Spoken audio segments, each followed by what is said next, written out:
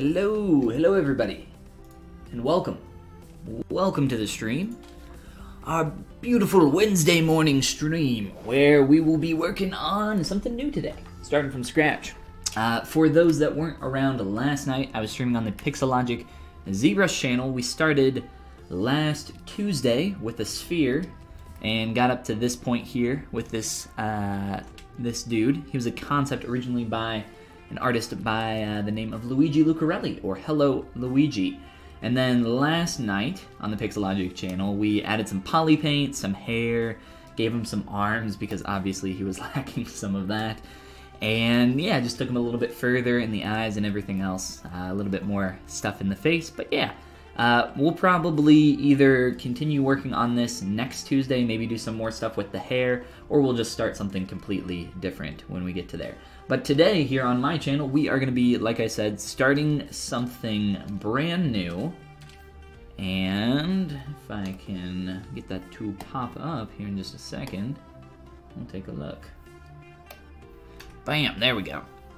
I found this cute little concept. Actually, the way I found this was I saw I play Hearthstone on my phone from time to time, and I saw this custom Hearthstone card. I was like, ooh, I like that little character. And then I went on a mad chase in the internet to try to find the original concept artist for this. And that person's name, I did eventually find it. That person's name is Lily BZ. If you Google search Lily BZ, you will find her work.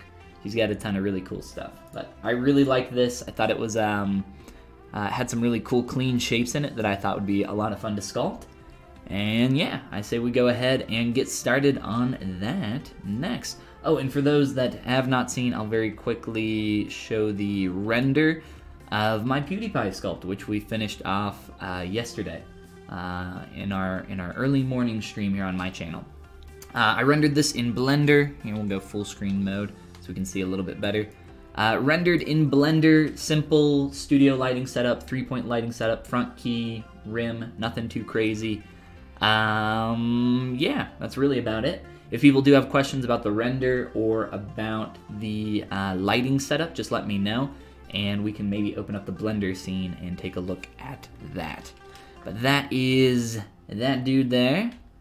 And yeah, with that all out of the way, I say, whoops, we go ahead and get started. Let me find my image over here real quick. Danny, what's going on, man? And Bert. And to Tommy, how you guys doing? Cat shark, baby shark, kind of a cat. It's more of a puppy shark, I think. PewDiePie looks good. Well, thank you, man. I appreciate that. Very nice of you. Oh, and by the way, since I don't think I mentioned, I am Ben or Follygon, whichever you prefer. It doesn't really matter to me. Let's go ahead and get sharking. All right. So, how do we want to start this? Typically, when I start blocking out a character, I'm thinking how I want to sculpt this in the neutral. So he's got a pretty strong pose here. Lots of curve going on. I'll probably do this kind of straight up and down, and then from there we could lay him on his back. I haven't really thought about how I'm going to approach this yet. But I think that sounds good, and then I think we will start with the head up top. So let's just grab a couple spheres, as we do, and start pushing and pulling some geometry around. That's how I love to start everything. So this will be the break right here. So we got the top part of the head for that sphere. We'll have to play with this shape quite a bit to make sure that we're getting that as accurate as we can. And then just kind of pulling down here. It's a little bit of a kind of a rounded triangle just because the mouth is open. Let's look at the profile and get that. His nose is going to be probably up a little bit higher. And then we have the mouth there. And let's just kind of lower that. I think this could just be taller. Something like that. And then let's get the ears and body in. Next up, I think I'll just insert some more spheres for our ears. And probably do the same thing for the body as well. We got our ears here. Stretch these out. Just spotted your Pewds work, PewDiePie sculpt, on YouTube. Turned out fab. Well, thank you, man. It's very nice of you. Have I posted it to Reddit? I did. I posted it on the PewDiePie subreddit. I think it's called PewDiePie Submissions. But you are not the first person to ask. You might be the 10th or more. Probably more. Yes, I am aware of the subreddit. I too watch Poopy Pie. Alright. So let's make these a bit larger. I'm just going to scale them up. And the shape isn't there yet, but that's fine. Let's just keep that really basic for now. And then append our body. Yay. Which is just going to be another sphere that we stretch and pull out.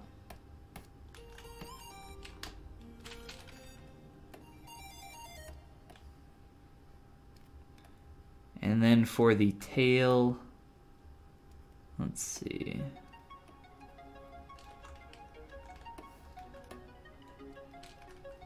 Trying to think how I want to do this. It's probably going to be easier if I keep those as two separate shapes. We'll see. Athiamia, maybe? Thank you for the follow. And welcome. Alright, let's go a little bit wider here in the bod. And for the tail, I'll just duplicate this body. Oh boy. Let me lower the resolution of that, just so I have an easier time. Oops, a little bit too much. Just shrinking that down. And we will merge all this together for a little bit later on, but remember that during this stage, all you're trying to do is get all the parts and pieces in there. You're not too worried about accuracy right now. Just about getting some stuff on your canvas. Because if you don't have all those parts in there, it's really tough for you to be able to reference something proportionally against something else. The more stuff you got in there, the easier that becomes.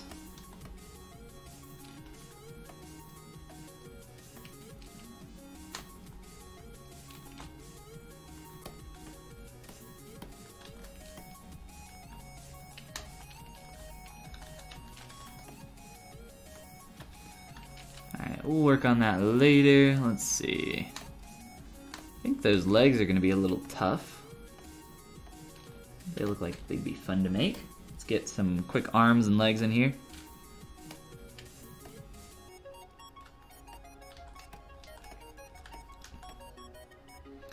I was getting asked a lot about Z-spheres last night. I'm not sure why. There's a lot of methods to block out characters, but I really hate Z-spheres. I've been using ZBrush for a while, and I think that Z-spheres are kind of an older, deprecated method, and they're not really that useful anymore. If you like using Z-spheres, though, more power to you. Go crazy with your Z-sphere technology. I just hate them. Not a fan. Doesn't mean that, you know, my way is better for you. It is better for me. I'm a lot faster and more accurate sculpting with just Dynamesh in the blockout phase. But try to do as much as you can, try as many different techniques as you can, and find out what works for you. So there's a lot. There's a million ways to do everything.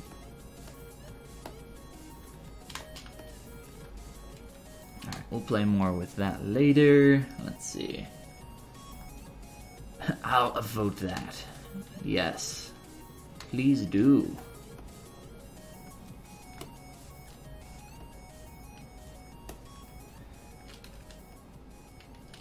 Let's see. So how do we want to do these arms? Arms and legs. A little bit of an interesting doggy arm shape. I'm trying to think how I'd like to construct that.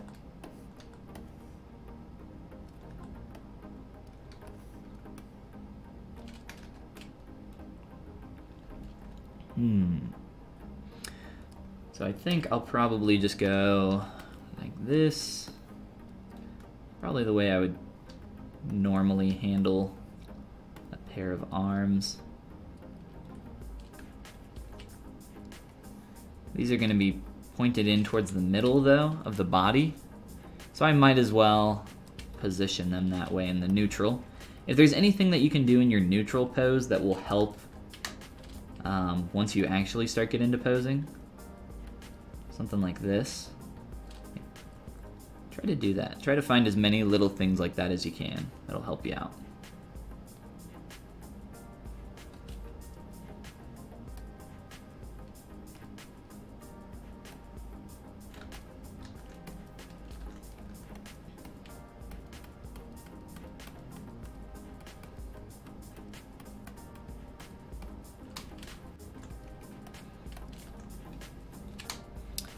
Obviously, there are a lot of proportional issues right now, but like I said, let's get everything in first.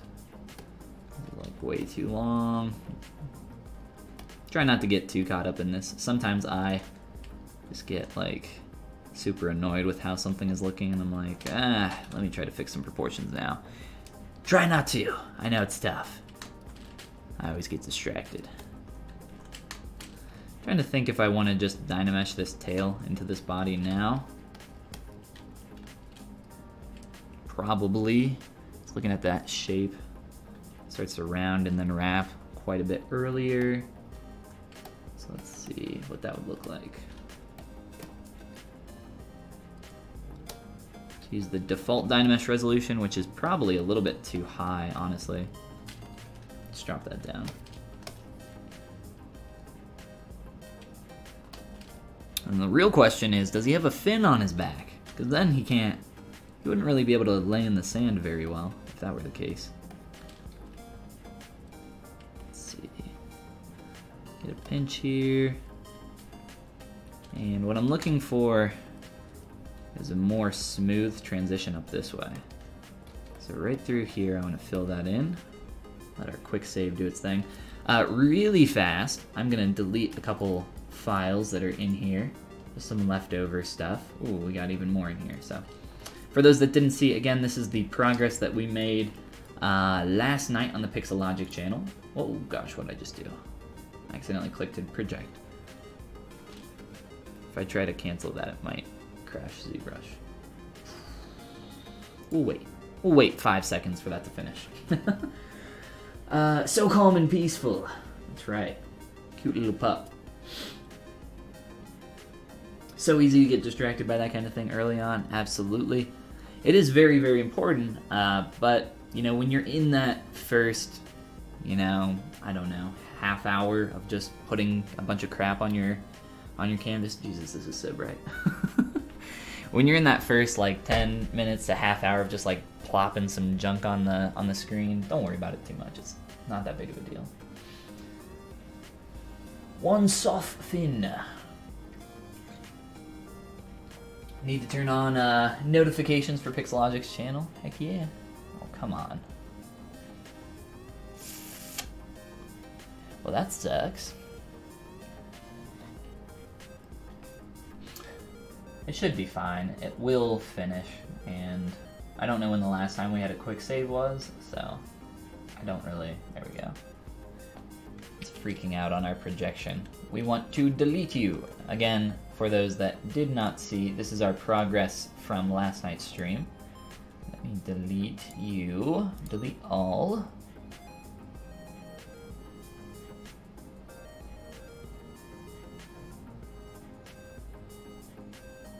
Or not.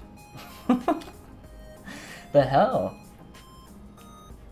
Deleting stuff normally takes like 5 seconds, if that. Okay. This is from last Tuesday. That's how long it should take. I don't know why the last one took so long. Well, there's our Pup Shark and the PewDiePie sculpt. Let me delete that.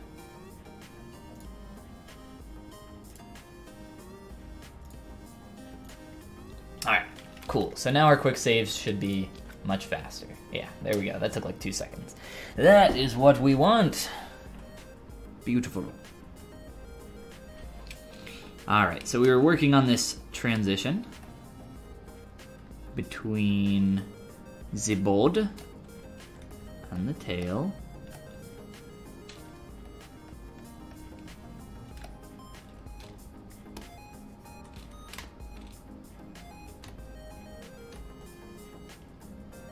Got a lot of neck rolls going on here, doesn't he? And some in his side. He's a cutie. We'll try to capture some of that once we get to that point. Kind of looking like a ghost shark if we were to get rid of that. Tail at the bottom. Alright, let's get those lower legs blocked out. Continue on from here. Where are the arms? Let's see. I'm gonna merge all those pieces of geometry together for the arms, just so I have that there. And then a quick duplicate. And for this, for the lower legs,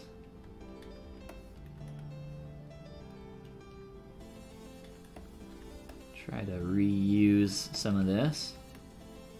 Save some time, right? Obviously not proportionally correct, but give us a second. Sound like Smeagol. Give us a second. Or which one's the crazy one, Golem or Smeagol? They're both kind of creepy names, so I guess either way. Alright, so we want this to be much shorter. And probably just merge those two shapes together. And then this one has like this nice kind of curved back. If we're looking at that part. Here, let's do that. So let's take these. Dynamesh that.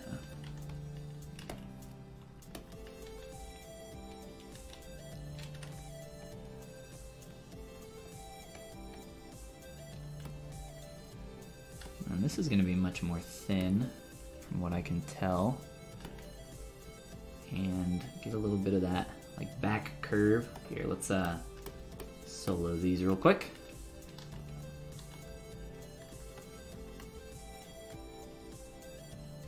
This is going to be much longer.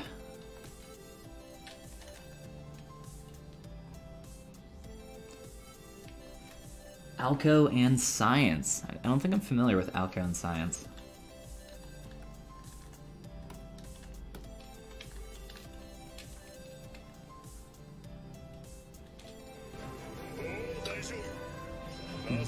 Bobuya. Bobuya, maybe. Thank you for the follow, Bobuya. Appreciate it.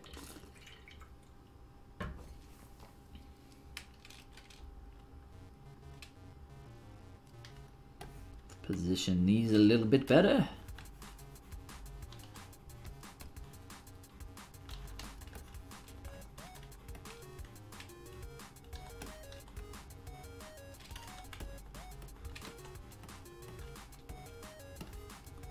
We'll be doing something like that. And then Foots. Little what do people call them? Paul beans?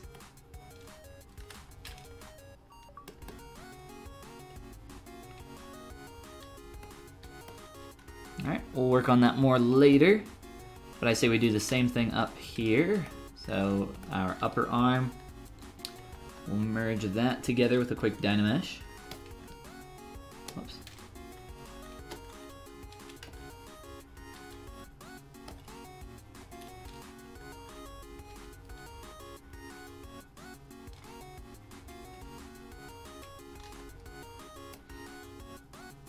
And then I'm just going to, let's see, let's rotate this back and forward.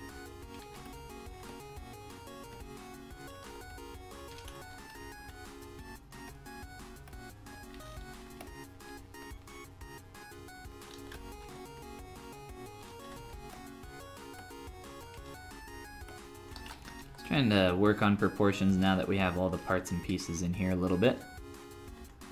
He's gonna have to be probably, oh, you know what? No, maybe not. I was gonna say a little bit more squat between the top and bottom here. But I actually don't think that's the case, because once we get some of that twist or tilt in his body, I think that'll make more sense. So we'll get to that eventually.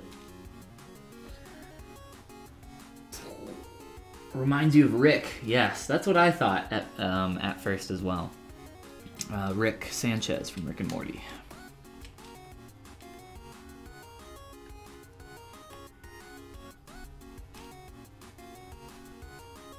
Yeah, the hair color. Faux show, faux show. Alright, so up here in the face, there's a bit more of a hit, like rounding out for that cheek there. So let's fill in some of these. And just start pinching a little bit, see if I can get that form to start changing directions a little bit faster.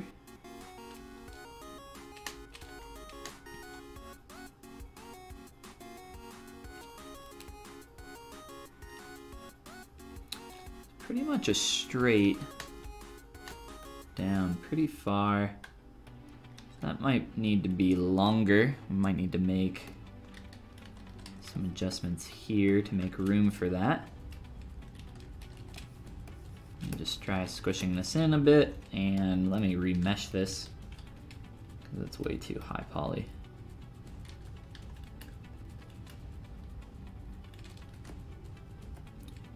Just kind of thinning out this area up towards the shoulder girdle area.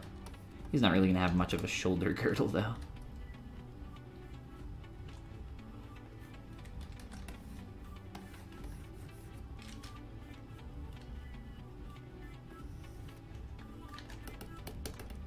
Let's see.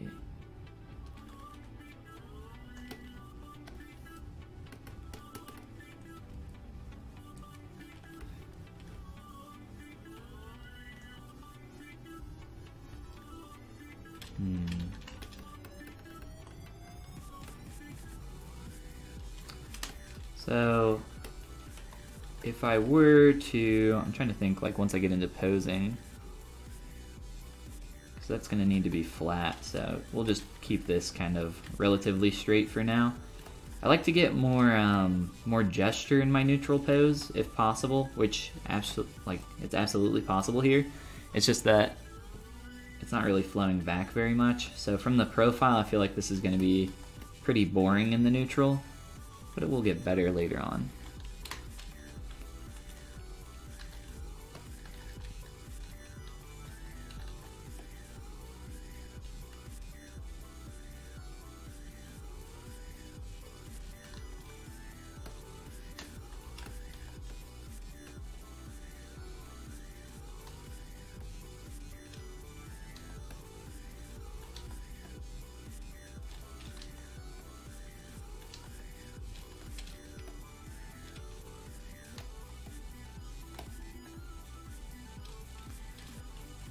So this basic shape, I think we can just get in and then very quickly, I don't really have to do this right now. We're probably going a little bit too far for something like this, but start to get in where that ridge of the tail will be. Oh my god, stupid lazy mouse.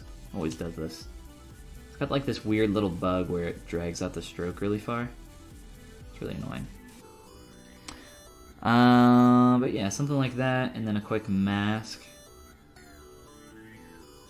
And then essentially what I want to do is come here and thin this area out a lot, so it feels more fin-like in nature. And that's fine for now. Obviously it's not the correct shape, but we'll work on that more. Let's kind of keep everything at the same level of finish though.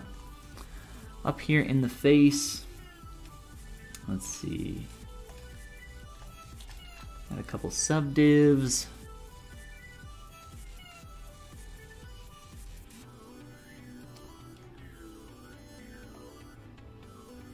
Trying to mask off this basic shape around the eye. It doesn't have to be perfect on the first go. That's not our objective. I'm just trying to get something in there that's close to what we're seeing. And then after that we can make some changes to that. Instead of that, let's do this. Let's push this in and scale it.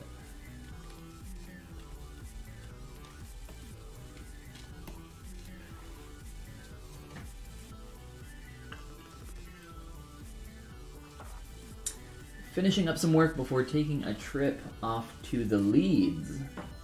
I'm not sure I know what the leads are, but is that a good thing? Are the leads good?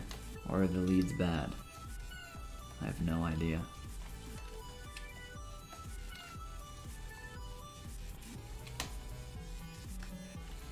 Alright, so there's definitely a lot of shapes that are just incorrect up here in the face.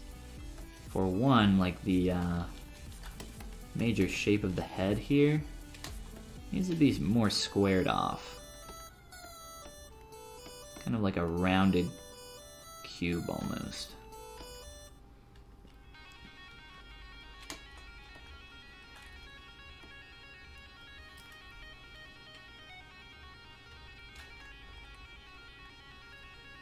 Kingdom Hearts 3. Oh boy. I've never understood the appeal of Kingdom Hearts, unfortunately.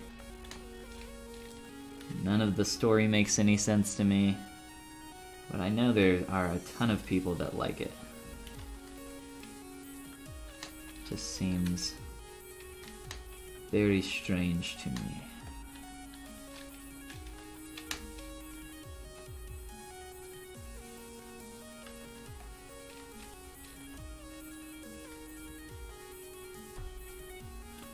Odo, what's going on, man? Welcome back.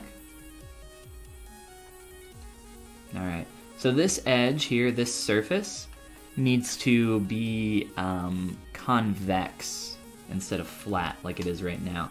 So we used a mask to just push that in, but now to start rounding this shape out and getting this a little bit closer to what we want, I'm just gonna go in here with a quick clay tubes and start filling in some of the volume, not a lot, and then step down my subdivs and come back and just round some of this back out.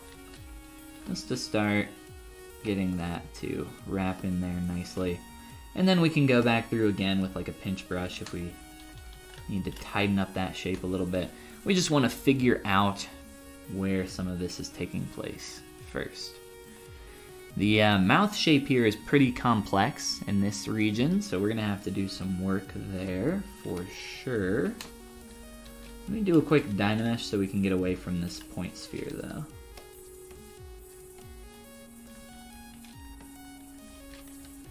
Same here, it's pretty terrible. It's hard to work with that topology.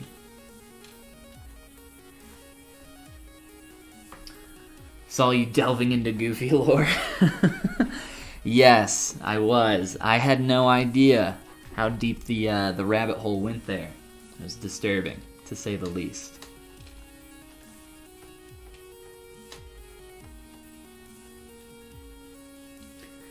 Play Kingdom Hearts. I played the first one a very small amount.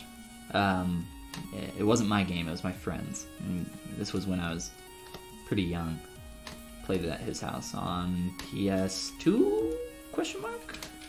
PS1? PS2? I think it was PS2. Pretty sure it was PS2. I'm trying to think what well, actually, we should just do the mouth cavity, because that's going to inform so much of the shape here. So I don't know why not. I don't have a reason not to, so let's do that next. Do you not have a soul? How could you not play Kingdom Hearts? I think the correct statement would have been, do you not have a heart, right? Dumb question, how do you start to step up your resolution and add more geometry when you go from rough shapes to more detailed shapes? That's it's a complicated answer.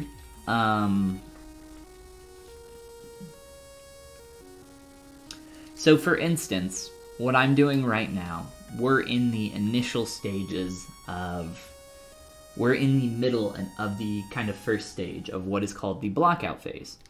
So in this process, we started off, I started with, go all the way back here, a sphere. And then I just started appending more spheres to this and using my move brush to just kind of push and pull them around until we started to block out the character a little bit closer to what I'm seeing in the concept. And there's no, easy way to do this other than, just do it. Do it with your move brush, sculpt what you see, you'll get better at it with time. There are a few different tools that can make, sculpting easier for you if you're brand new, masking and just subdivision levels. You'll learn to control your mesh a little bit better over time.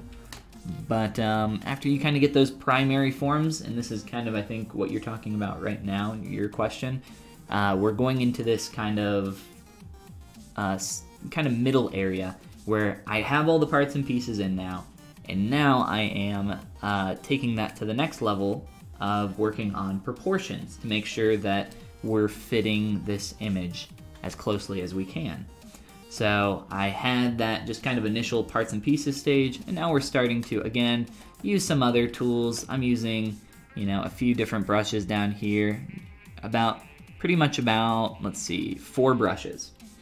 Clay tubes, trim, move, and pinch. That's pretty much what I use for sculpting throughout the whole process. That's about it. Occasionally like some others, but that's about it. But yeah, it just kind of depends on the shape, and again, that is a very open question, very long answer needed there. You're pretty much asking, how do sculpt? Which is a pretty big question in and of itself. Not really that into the story of Kingdom Hearts. Was into it as a kid. Main draws now, it's kind of just fan service. Yeah, all the crossover stuff. It's kind of fun to see. Yeah, whoever came up with the idea of Kingdom Hearts was like smoking something for sure, in my opinion. Like they had to be, right? Like, I just want them to give like Goofy a gun or something. Like Shadow the Hedgehog style. Give him a gun. It's pretty much what they did in that series. Give all the characters weapons, sure. And Donald Duck's a wizard. Cool. I actually have a, yes, it is Donald Duck. I have a Funko Pop of Donald as a wizard from Kingdom Hearts. Not because I particularly like that design or anything, but as a gift. It's like, cool. He's a cool character, cool little Funko. I'm not a huge fan of the repetitive nature of Funkos. I do like some of their more unique ones though. They have some cool stuff. Alright, so we're just carving in for the basic shape of our mouth. Getting a little messy, that's for sure. Let's see, let's go back to that mask.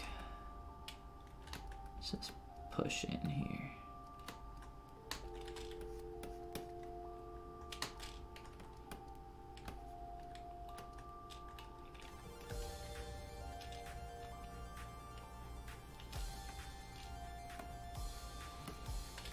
Starting to get very stretched, which is fine. Just re-dynamesh.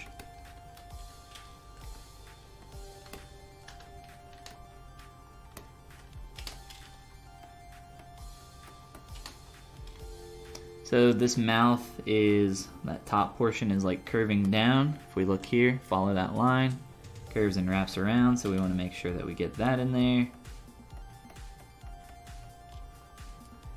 bottom is doing pretty much the same thing, although it does go from more of a straight down here and then curve more at the bottom.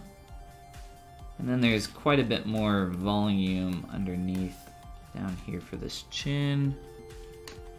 We'll have to get this shape wrapping properly on the side. Whoops. So we can see this plane of the face from the front view. So we need to get that in there for sure. Faux show, faux show.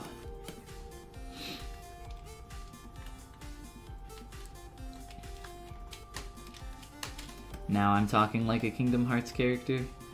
I wouldn't know. I wouldn't even begin to understand what that means. Blocking. Blocking out. Yes.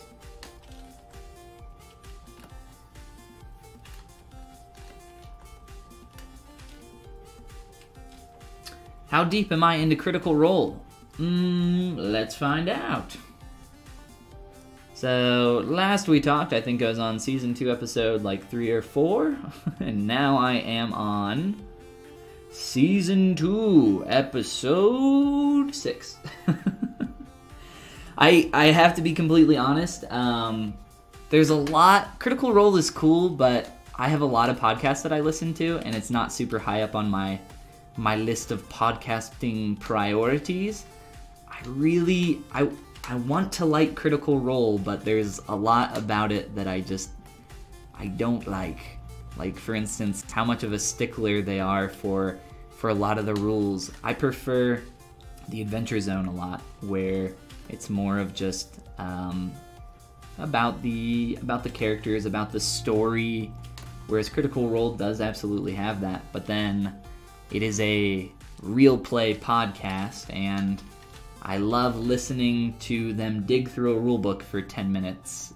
Yeah, I'm not a huge fan of that. It's just like, I don't care if the armor class is like 1 point above whatever. It's like, I've played D&D before. That's not why I'm listening to this podcast. But I know a lot of people do like it, and they like the real play aspect of it. And it is, I think, in my opinion, the best real play D&D podcast. But in terms of just straight up D&D podcast, I definitely prefer Z Adventure Zone. I'm also a sucker for anything the McElboys produce. So in that regard, I am a little biased. We're starting to get that a little bit closer to where that needs to hit. I'm looking at this line here. Let's just get this more flat on top. I need to change my material. It's a little, I'm using the my painting material. I still had that on from earlier. A little tough to see my surface with that though. Alright, so need to flatten that out. And then up here in the eye, I'm looking at this corner, so this needs to kind of sync up here. So where this is, let's just tighten that really quick.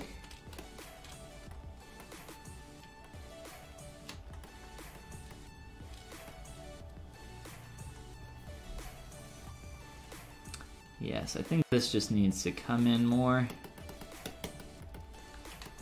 I think it's a combination of the two.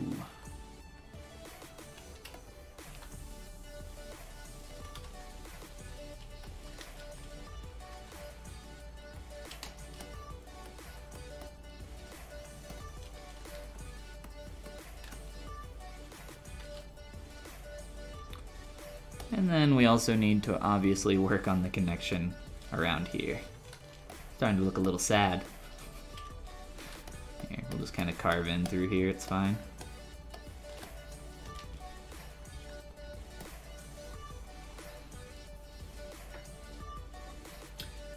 Shadow the Hedgehog is hilarious to look back on. Actually, just Sonic the Hedgehog is hilarious to look back on. I saw this YouTube video just the other day. I think it was part of the, it was definitely part of the speedrunning community, but I don't know if it was Cool Games Done Quick or I don't know what it was. I don't remember. but somebody was playing this like Sonic ball game. It was so stupid, but it was it was interesting to say the least. It's pretty funny. Just type into YouTube Sonic ball speedrun and you'll probably find it.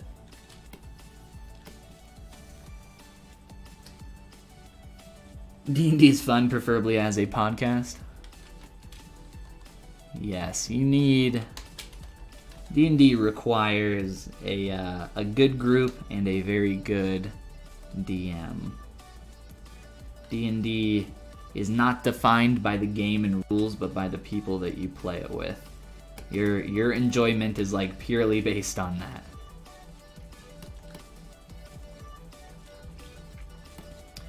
Trying to spend a little bit of time here on the ears, since we've neglected those up to this point. I'm looking at the eye to figure out where that should be placed. Whoops.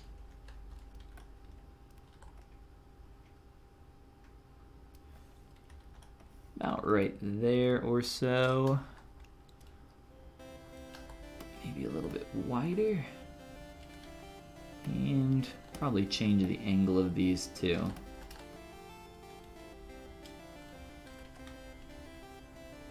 Alright, we'll deal with those more in a second. Right, let's pull back on this corner and try to get a nice rounded volume through here.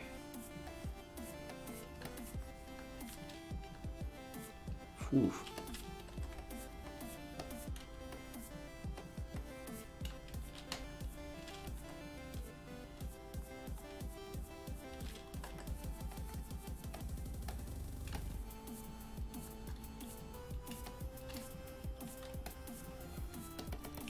I think this is just too high res for me right now. Oh, also, should probably get rid of some of that, right? It's no bueno. Alright. I'm thinking a quick little ZRemesh to make this more simple to sculpt on for us. And then we can look at just taking a step back as we continue to shape this up. So I think the head in general is going to need to be wider. I'm more concerned right now with just the internal shapes though, and then probably once I merge these together and start syncing that up, then I think we can worry about the kind of width and scale there. At least for the time being, we'll focus here around that mouth still. This is such an important part of how this is gonna wrap around and form the rest of this shape. If this isn't right, none of these shapes in the face are gonna look right.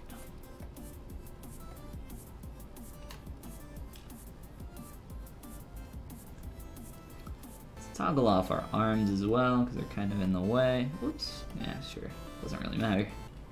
We turn those off.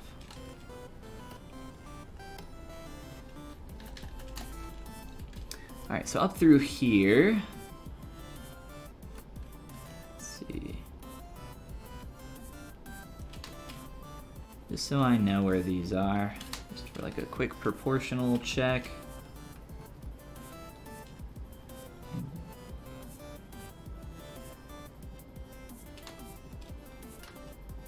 Alright, so this might need to come back even further in the corner of the mouth, and then this might need to be more of a straight line from the profile. A little bit too much curve there is going to be, I think, awkward. And then other than that, let me just carve in the cavity of the mouth here, and then we'll remesh this piece of geo so we can start working on the volume around this area a little bit easier. So right now it's pretty tough with this dirty Dynamesh. Then we can probably merge some geo together and start working on the rest of the shape of the head. So, mouth cavity, oh boy, let's see what we got here. There's a bunch of different ways to do this kind of thing. I'm just doing a quick selection, and then I'll just create a polygroup.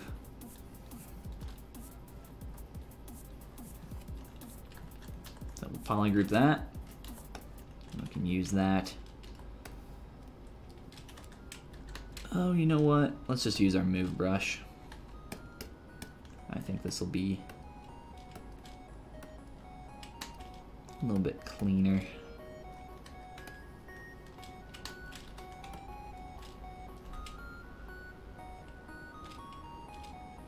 You watched the speedrun of the stupid little Sonic Ball game? Good job, YouTube recommendations.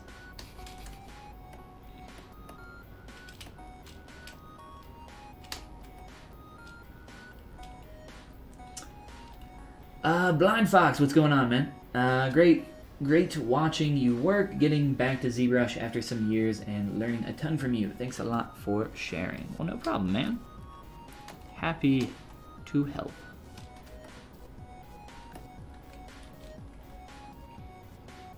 This is another reason why I want to merge this top piece. Let me do this. Actually, let's just delete that, right? I think that's probably just easier.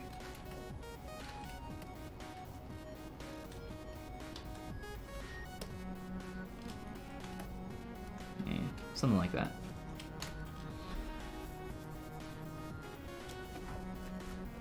A lot of people criticize them for following the rules, or for not following the rules. Yeah, that's well, that's because I think most of their audience are the people that really enjoy the real play, rule stickler types, so they try to do that a lot. Not really what I'm in it for, though.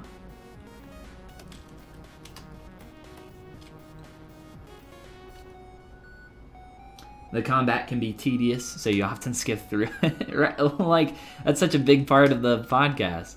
Like, I just listened to episode, what did I say I'm on, 6? On episode 5, the entirety of that, like, 3-hour episode was one fight. And I just completely zoned out for the whole thing. I was like, wow, this is not interesting or entertaining at all.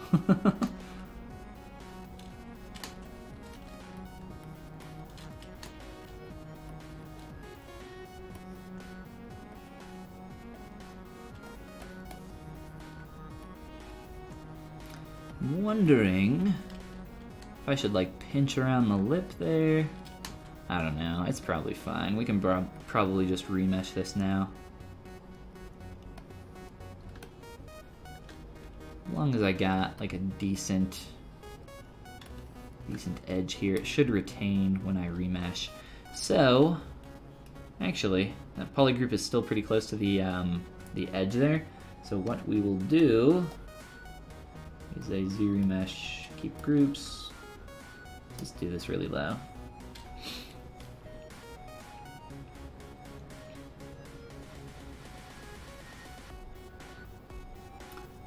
And this might kind of break in the corners up here, and it did. Kind of figured that would be the case, but we'll turn that off for the next time. But that shape is, you know, starting to come together little by little. The entire point. Small changes slowly adding up to large changes. The artistic process. Isn't it fun? Alright, so probably some more volume in the cheek. Looking at the line of the mouth, it comes just outside where that eyeball will be. So I am going to, whoops, stop it. I'm gonna pull in just a little bit here, pull down.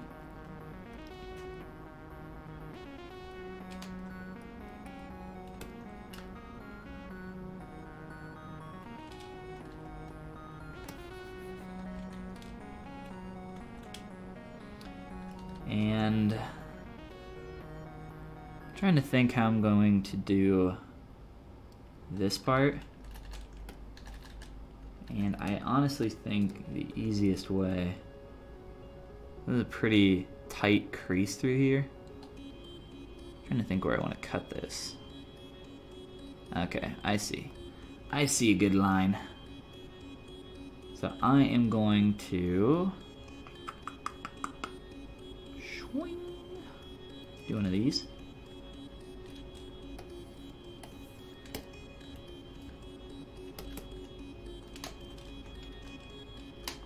Yes, the sound effects are necessary. how I got so good at sculpting. Sound effects.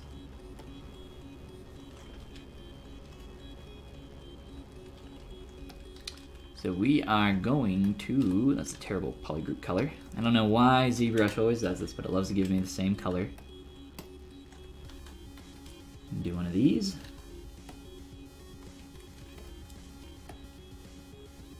And with this split off now, we should be able to get a really nice transition around this tight crease in the corner of the mouth. And also looking at that line coming up through there, should be able to do a good job with that too. Give us a little bit more control in this area, which I'm always happy to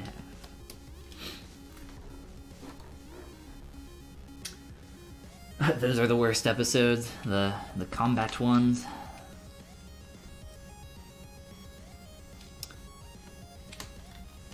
Well, it seems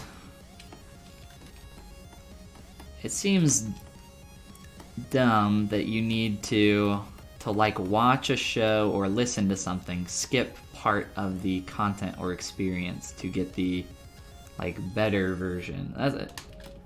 If I'm gonna listen to something or watch something, I'm gonna watch or listen to the whole thing. It's just, I mean, it's the way they made it. It's the way it was intended to be listened to or watched.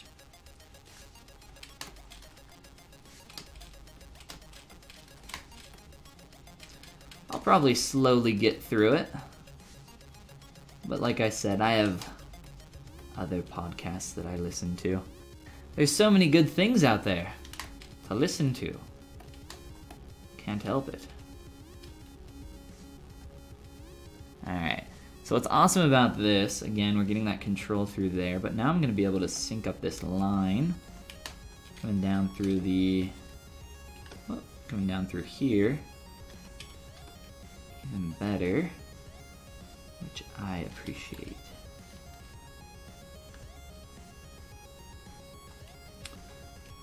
Trying to look at this curve. I feel like that could be straighter.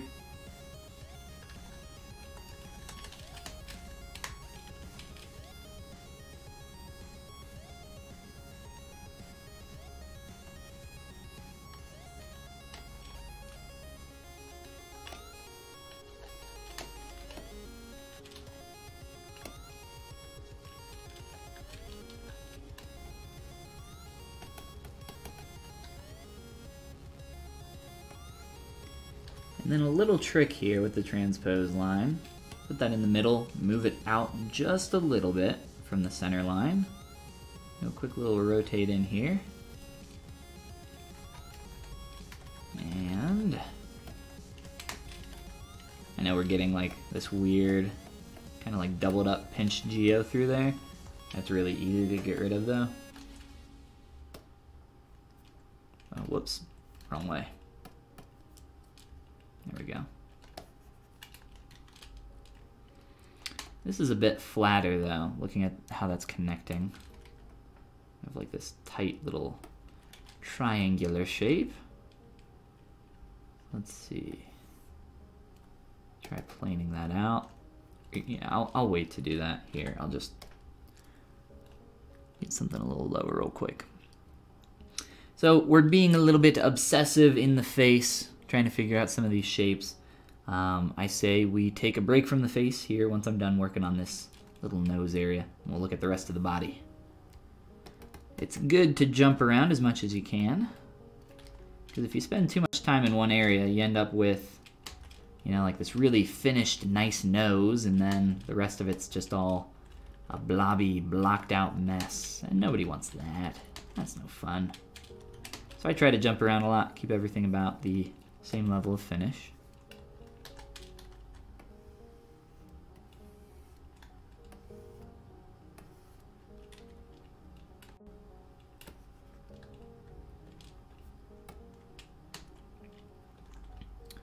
And look at that, we're starting to get that nice kind of like creased shape of the cheek in there too. So I think this will really work out well for that area. I guess we just need to make sure that that'll sync up well too. All right, let's jump around a little bit more here. We're also getting a little bit awkward from the profile in the face, so we'll have to take a look at that once we get back up there. But let's take a break from the face and take a look at, let's just go down top to bottom here. Take a Ganda.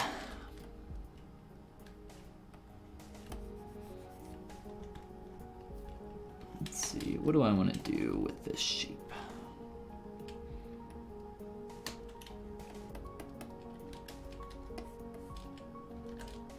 Not have symmetry on, that's what I want to do.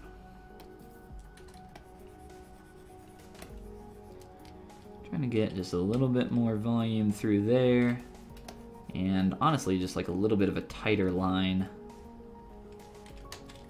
flowing down the back. A little bit more of a ridge. Thinking about how fish and sharks are shaped in their torsos. So if we want to do a fin, we can do that, but I feel like if he's laying on his back, that fin, well, one, it's not going to be seen, and two, it doesn't really make much sense that he's laying on his back with a big old fin back there. And then up here, let me toggle these arms off. Oh, keep doing that. I'm going to pull this shape up a little bit more. Kind of feels like he's hunching his shoulders a little bit. So if we can get that in the neutral, that would be nice. Save us some time later in posing. A little more hunched up. I was kind of trying to get that when I moved these arms up here too. So I think that'll make sense once we get there.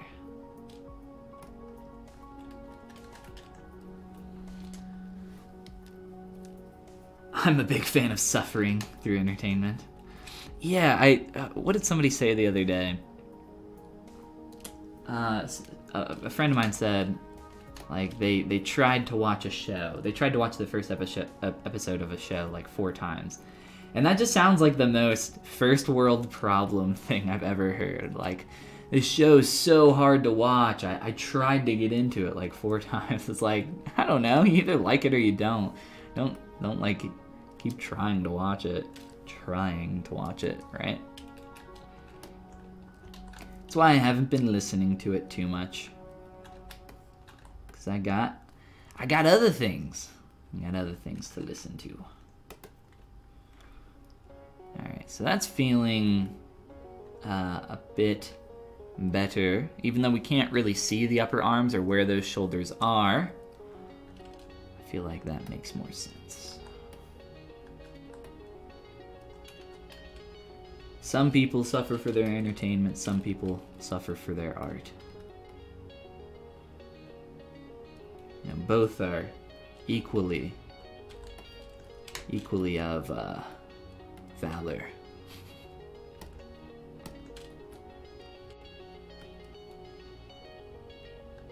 Pain is just weakness leaving the body. In regards to what we're talking about, that sounds like the shittiest quote ever. But I have heard that one.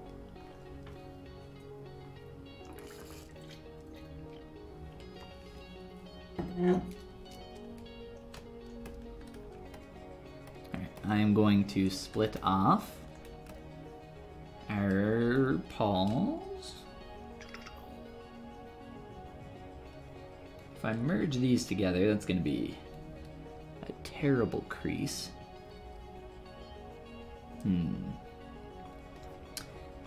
Might have to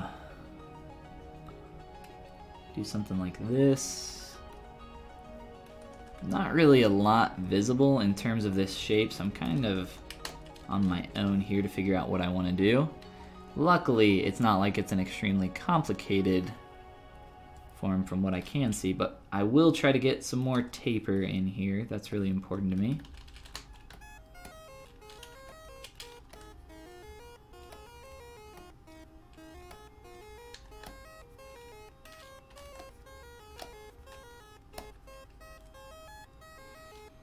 So going from something a little bit more thick to thin, just kind of one of those fundamentals of design.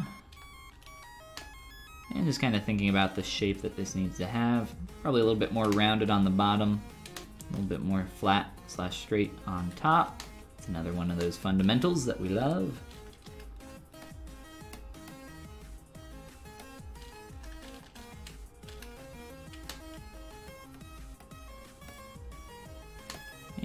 more rounded on the outside than on the inside. And there we go. We have the beginnings of a forearm shaping up.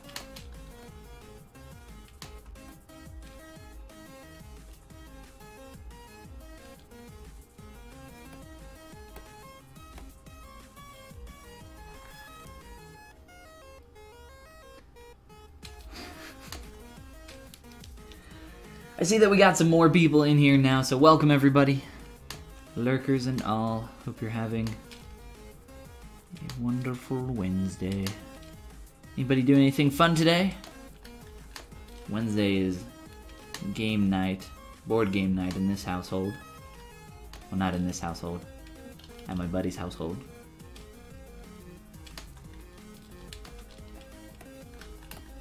We've been playing a board game. It's called Gloomhaven, if anybody here plays board games at all. It's a giant board game. It takes like, I don't know, 6 years to play, and that's not even an exaggeration. We are maybe 20% of the way through the game, and we've been playing it for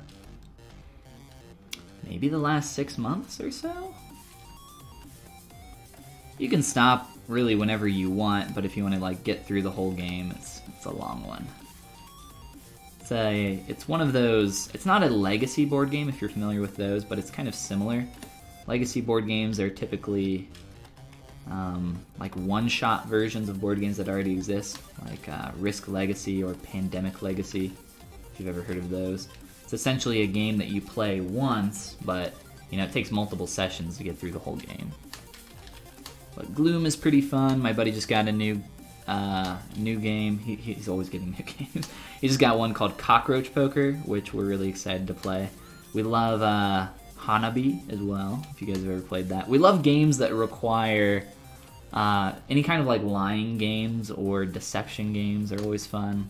I want to try the one by Cards Against Humanity. What's it called? Something Hitler. Secret Hitler. That one seems like fun. There's a lot of those games.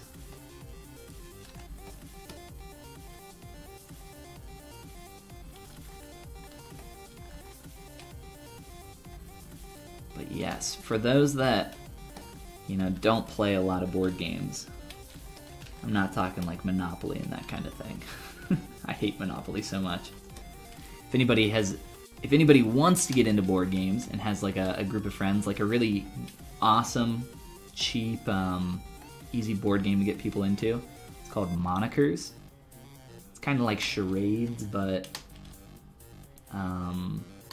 you can actually play it without buying. You can like make up your own. Essentially the way it works is you play the game in 3 rounds with all the same cards. And the cards just have, you know, different pronouns on them or ridiculous things. So like one could say Bill Clinton, and then the next one could say what's one of them? It's like 100 horse-sized ducks or something like that, or 100 duck-sized horses. I think that's what it is. The other way around. So you play the game in 3 rounds. It's pretty fun. The first round, you're allowed to say whatever you want to get people to like guess it charade style. The second round, you're only allowed to say 1 word. And then the third round, you're not allowed to say anything. You have to act it out like you would with normal charades. But because you've been playing the same cards over and over for those multiple rounds, by the time you get to the final round and you go like this for like 2 seconds, everybody's like, 100 horse-sized ducks, and it's a good laugh. It's really fun. It's hard to explain, and I probably did a terrible job, but check it out. It's called Monikers. V fun.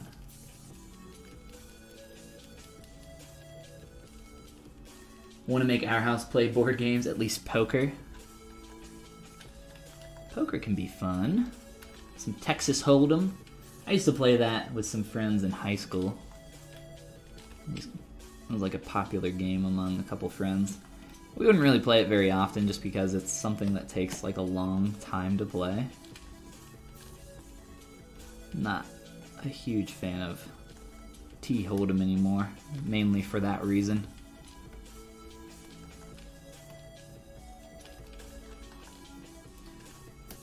I don't know why my geometry was freaking out there so bad. I'm trying to get it to give me a clean edge loop around that crease. That's a little bit better. Being a little dumb in some areas, but I think we'll just say that that's good enough. Really, I just need this to be a little bit easier to shape up in this connective area. And also, I need to make this shorter. I think this is way too long.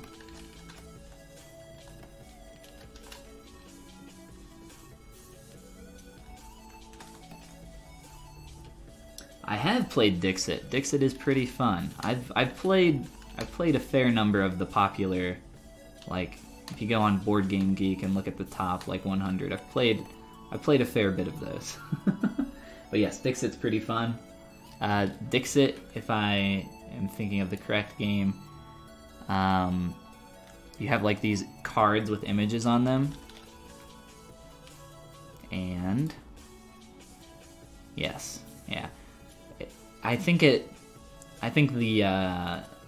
like dream cards or something like that, and I can't remember what you're supposed to do. I think you have to give like one word or something, and then people have to pick the card based on that, and there's some kind of like point gambling mechanic. Dry Otter, thank you for the follow and welcome. It's been a while since I've played Dixit, but the art in that game is really cool, just like the components are really nice. It's a pretty fun game.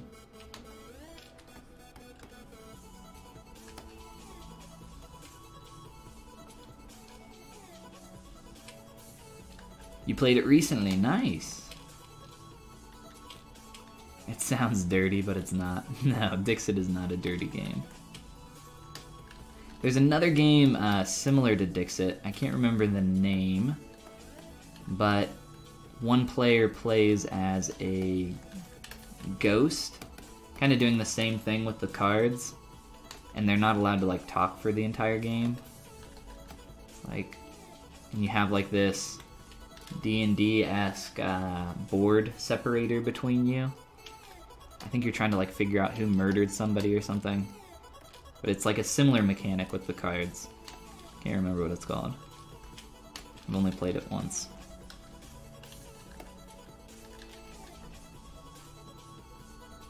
Yes, that's right. That's the mechanic. So you have to be abstract enough to confuse some people, because you want like a certain number of people to guess your card, but not everyone, so you can't be super specific. I don't remember why that is. It has something to do with the point system, like the gambling mechanic. Point gambling. But you don't want everybody to guess it. Oh, another one that's really, really good that has been made into a crap ton of different versions is Codenames. If nobody's ever played Codenames. It's a fantastic board game. Probably just like the best board game made in, I don't know, the last decade. It's very, very good. Very elegant. If people are into game design.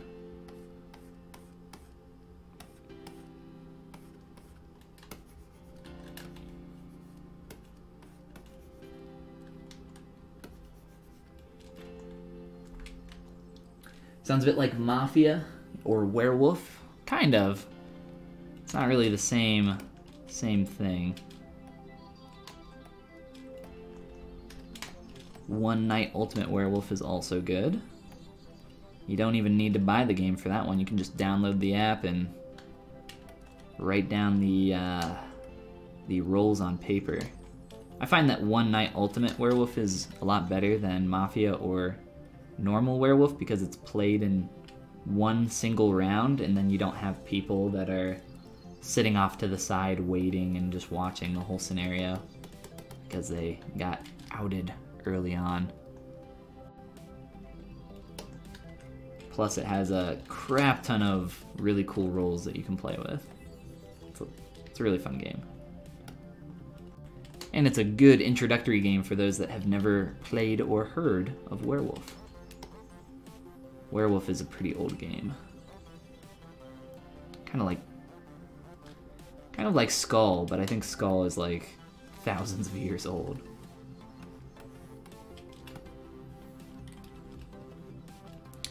think I'm gonna get some eyeballs in here to help me figure out placement for some of this stuff. Much like I did with the body, just getting all the parts and pieces in there. The same thing applies up here. So let's grab our insert brush. Beautiful. Grab an insert sphere.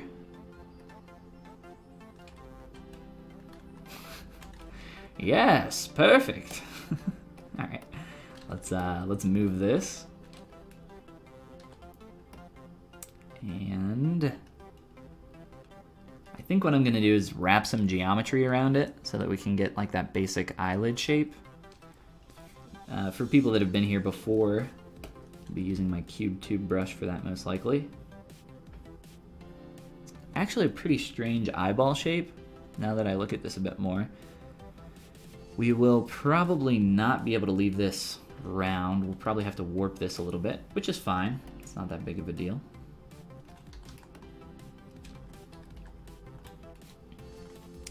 Just make sure that the height is going to be correct. Let's do some stretching.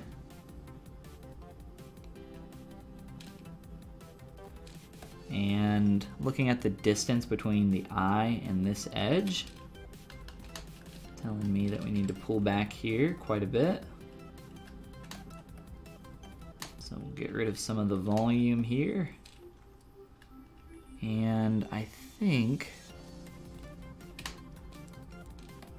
I'm gonna merge the top portion of the head into that bottom portion here in a second. But very quickly, where's my damn standard brush? Very quickly, let me look at this line coming up through here. So come down this way, right about there, and then down for the mouth. So that's more so what we want. Let's mask that off.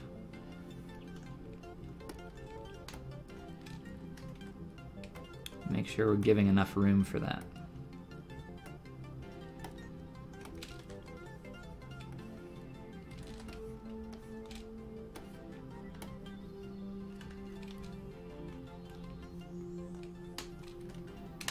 And it's a little broken, little borkin, but that's all right. Gotta break stuff to always fix it.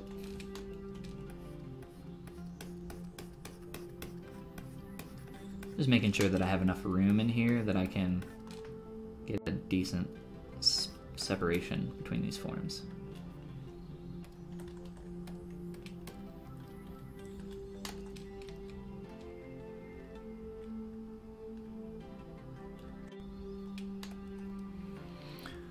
So we have one, a little bit of a hit right here, two, and wrap.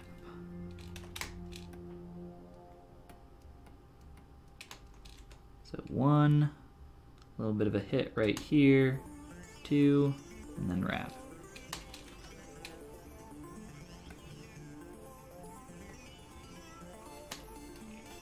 So once you start getting into that refinement stage, which we're kind of doing here in the face a bit more now, focusing on hits and breaks is really important for you to help figure out your shapes.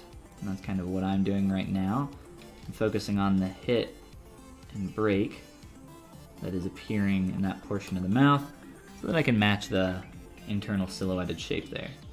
And then I think I'm just going to merge this down to the head.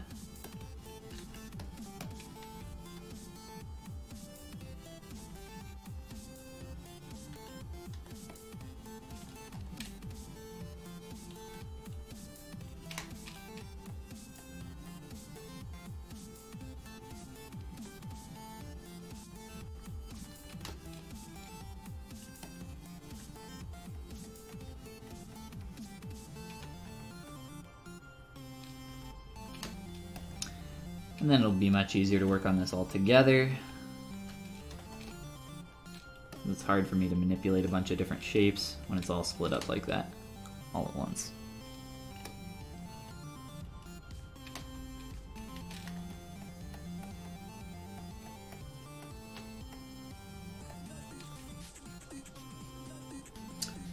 None.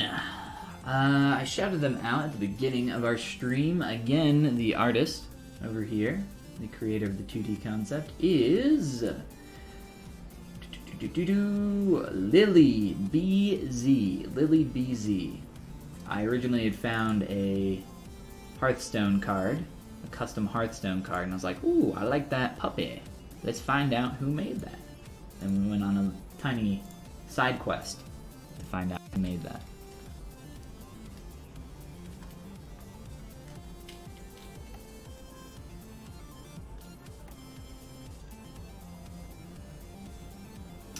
How are you using those terms hit and break?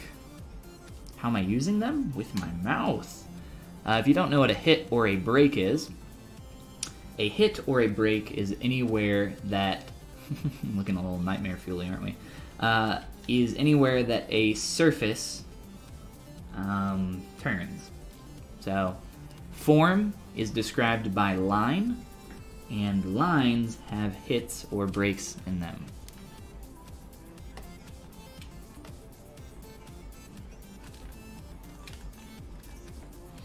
So here's a line, and here we have a hit or break right here. That is our hit or break right here. So on something like this, if we have a curved shape, our hit or break is where that surface kind of starts to turn. So pretty much in the same spot here, right about there. But on something a little bit more complex, or like a curve where the hit or break is not in the middle, because this is a very boring curve, I recommend that if you're making shapes and you're trying to make your shapes more interesting, that you should always have your hit or break be never in the middle, so be like a little bit more off center. So that's where something like that starts to happen. That is what a hit or a break is. So by paying attention to where those are occurring, you can, you know, understand your form a little bit better. Some mental tools, some language to figure out shape better.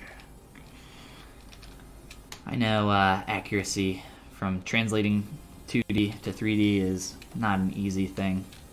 There are a lot of fundamentals that go into that. That's why I'm actually making a course to teach all this stuff in depth and give some give some critique on that course. It's going to be a big thing. I've been working on it for a while. I've talked about it on stream a couple times. I'm still working on it. No update on release date yet, but I will say soon. And it is going to be like a 6 or 8 week long class that takes you through the entire character creation process. For sculpting, appeal. There's a lot of content out there that you can find that's like, I would say, teaching you how to use software or teaching you how to do something very specific.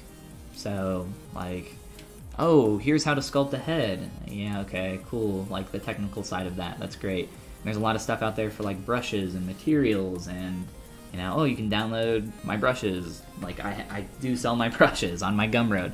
But there's not like a ton of content that goes into like the actual mindset of getting into a design, like the design mindset, getting inside the head of the designer, how to sculpt appealing shapes, how to create appealing forms. So that's the entire point of this class that I'm creating. Because I think it's something that people are actually in need of, very, very hungry for. And there's a lot of stuff that I've learned over my years sculpting that really helps me be able to sculpt appeal. Like in this guy. Oh no, what's wrong with ArtStation? ArtStation broke.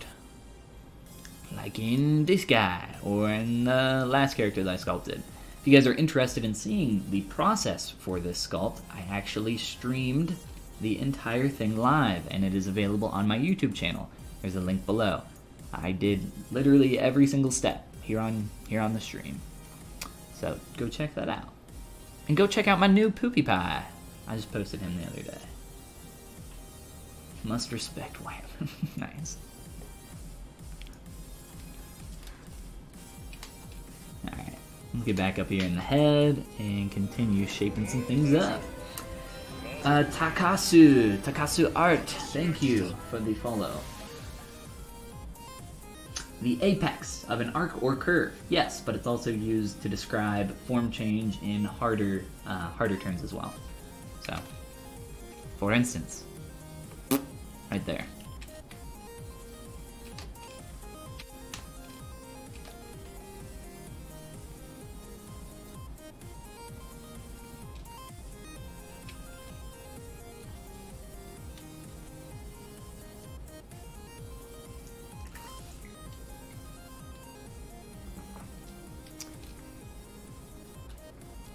Alright, so this line curves quite a bit, which helps to describe the roundness of this shape. So what we need to happen here is we need to turn that edge.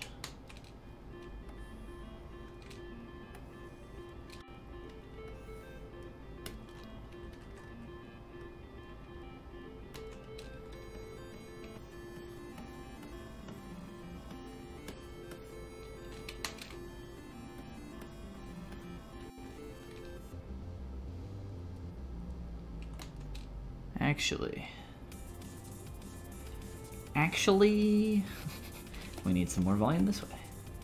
Coming down.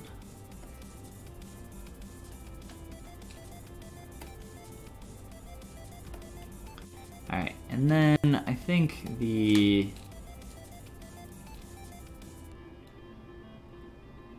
to figure out where I need this to go.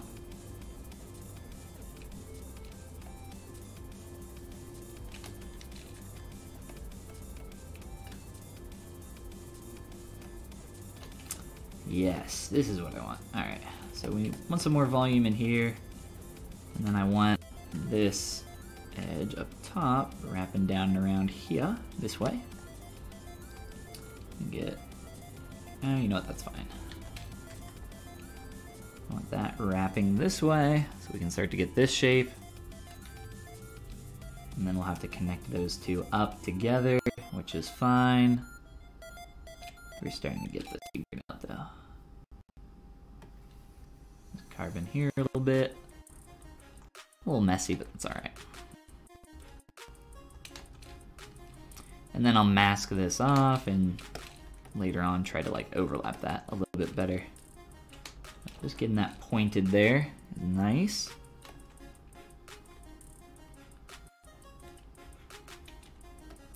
I guess we can do a little bit of this now.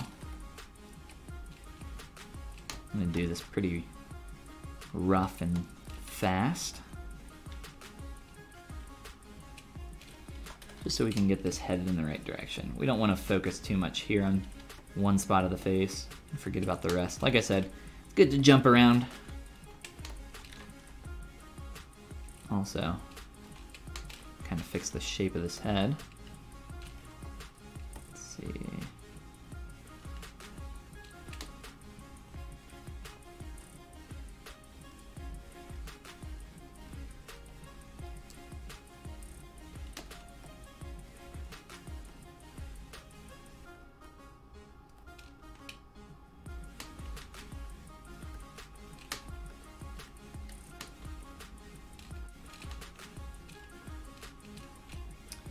We're gonna have to do quite a bit of removal of some form down here.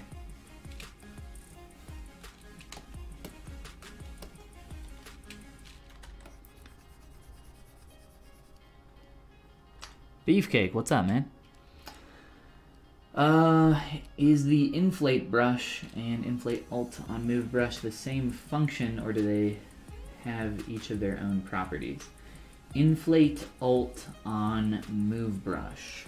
Not sure what you mean. Are you talking about this?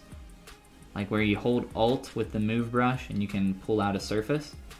I mean, it's a different, you get a different effect than with the inflate brush. I mean, it's probably pretty similar. But, you know, inflate works differently than the move brush, for sure. This isn't an inflate effect. When you hold Alt with the move brush, it just pulls out the surface along the normal. That's all it's doing. So if I change my focal shift, see how it's a lot tighter? It's just the move brush pulling out along that normal. That's all that is.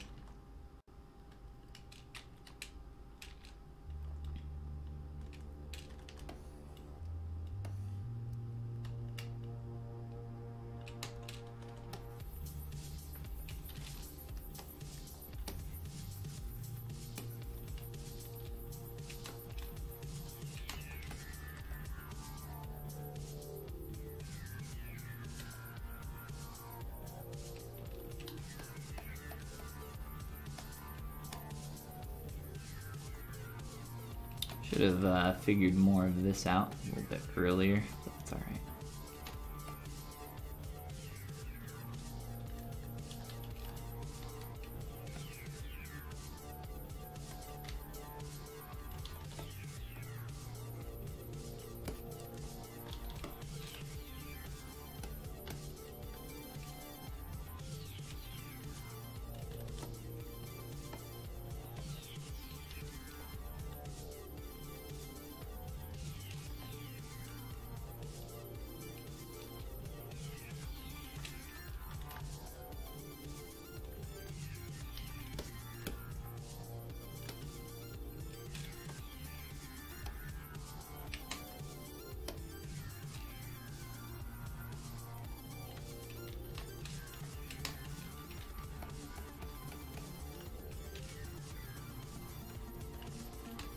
Alright, I might do like a proxy merge there for the neck, since we haven't done the neck yet.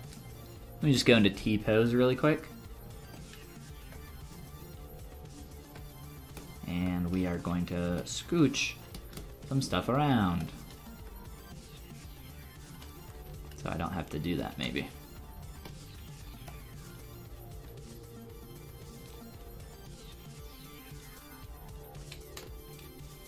Then maybe we won't have to spend time even making a neck. We can just merge that into the body later on and, you know, transition that a little bit nicer. Get a nice swoop curve through there. Swoop.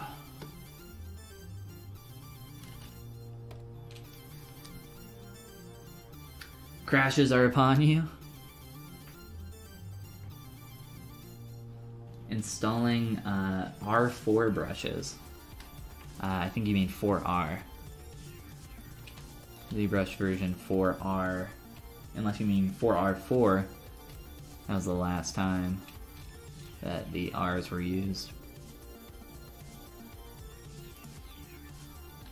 So the way ZBrush used to be released, the numbers were, I think the last version we had was 4R8P3, and what that means, they got rid of it because it's like very arbitrary sounding and people didn't understand it, so they made it more understandable, more consumer friendly with the like yearly release. 2018 was the first time they did this, but 4R8P3 was the last one to use the R's and P's and numbers. Essentially that stood for ZBrush version 4. Thank you. Noon or no one will see this. Well, we did see it. And welcome. Thank you for that follow. ZBrush 4R, you know, whatever, stood for ZBrush 4 release 8.3, so 4R8P3. This is kind of an arbitrary way of doing that. So you are doing 4R4 brushes. Why are you installing 4R4 brushes? And those probably won't, some of them might work. I'm gonna guess that a majority of those will not though. Depending on what they are. If they're like insert brushes, they should work.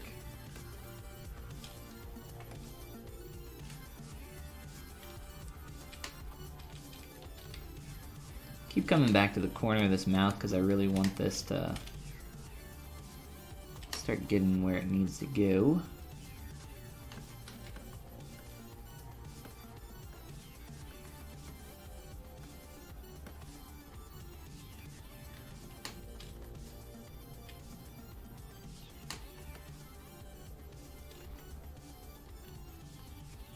Gonna yoink that over really hard, and once we blend that later, we'll be in a better position. Alright, eyes are feeling like they need to change position and size. So let's see.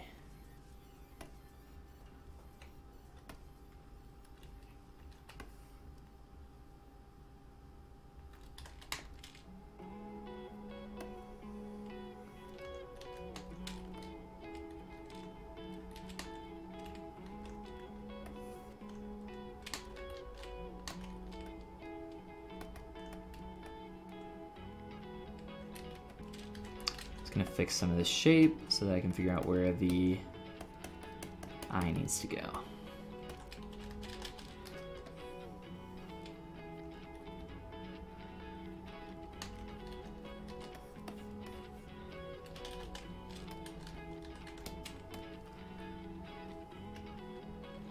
A nice wrinkle brush, but it glitched out and crashed. Yeah. Even on load, I feel like a lot of those won't work. The way brushes work has changed over time. Those brushes are like over 7 years old. Yeah, those brushes are, if not older than that. Pretty old. Where'd you find these? And why? Wrinkle brush? Kind of wrinkles we talking here?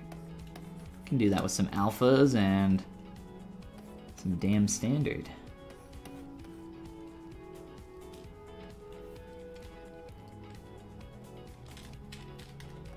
I really don't use like a ton of fancy brushes. I really use, even for stuff like that, like if I'm needing, whoops. Even if I'm needing to like make some wrinkles or some specific texture, it's not like I have a brush for every specific texture I need to make. It's more like I grab a standard brush and like, whoa. Ah, I see. My mouse is freaking out on me. That's what was wrong. Alright. I'll grab like the standard brush and do like a drag rectangle with a specific like skin alpha or something. And then always do some freehand sculpting after that. Always needs some human touch. It ends up looking very obvious when you end up using just like nothing but an alpha that you got from somewhere else.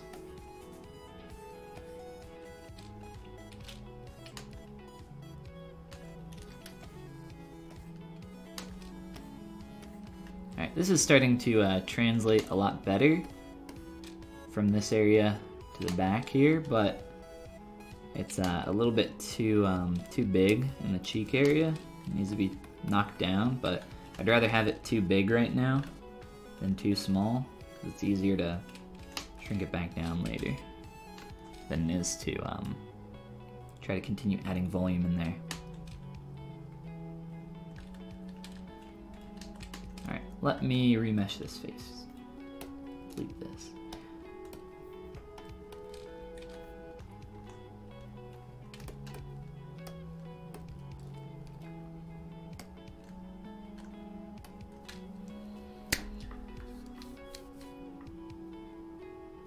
It's free though. Got this free brush from 8 years ago. Well, can't argue with that, I guess. Free trash is still free.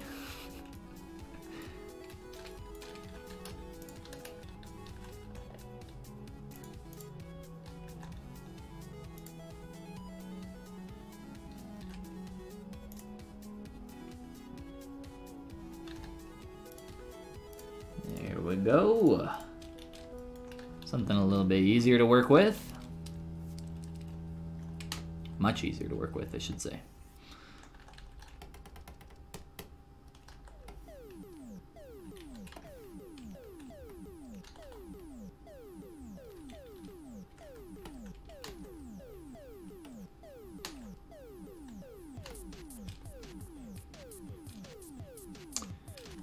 this form should go back a little bit further here.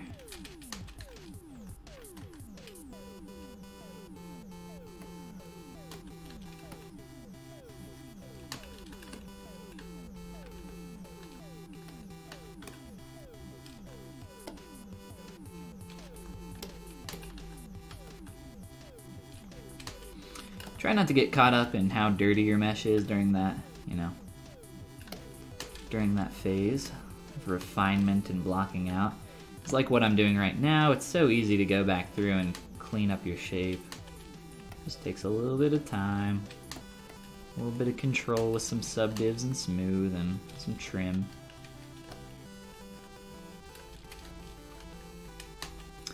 I don't know how I'm going to transition this into the body. I guess we'll just like merge those together later and blend up through there. Maybe we can get even more narrow up through here.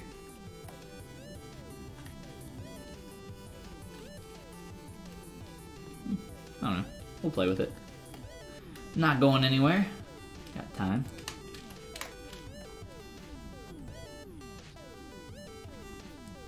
Kind of got some floaty paws here. Probably where they're gonna end up, so.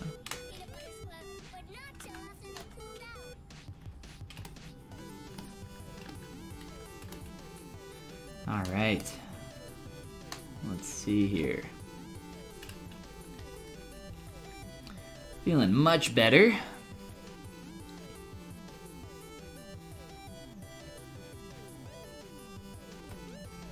Should make sure that this has enough room to blend. Will it blend?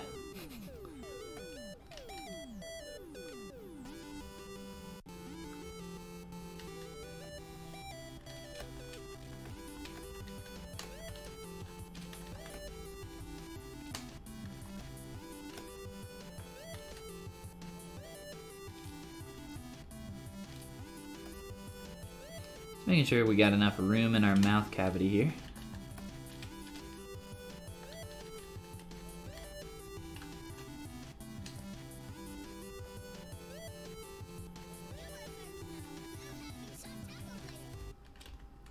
Beautiful. One beautiful pup schnoz, or shark pup schnoz. Gonna get a little bit of a better mask there. I'm gonna polygroup that, and then I'm going to do the same thing down here.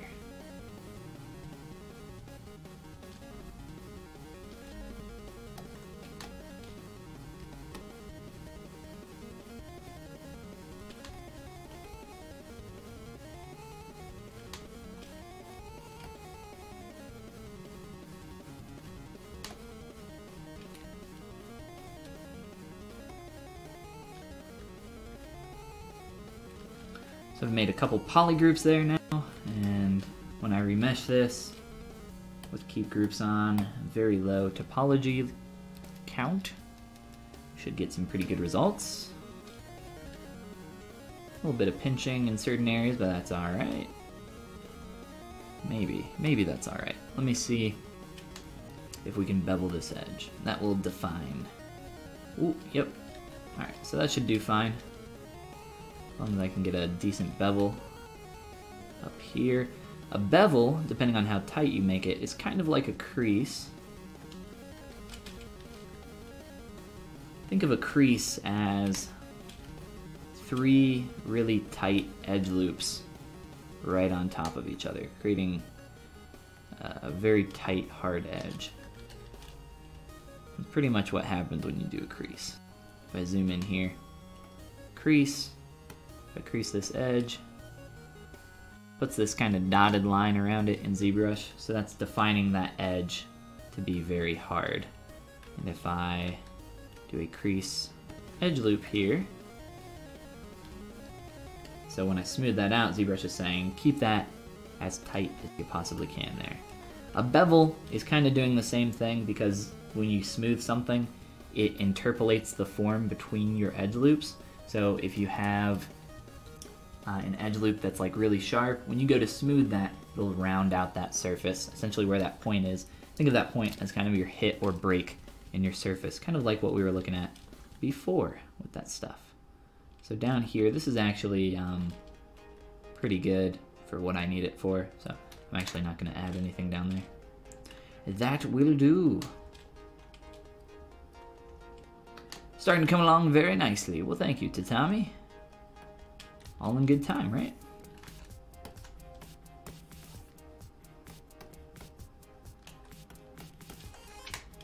Everything just takes time. Anybody can paint the Mona Lisa, right? It just might take me, I don't know, a few years. Whereas it might take a master painter much less, maybe a week or something. Anybody can do art. It's just a matter of your patience level.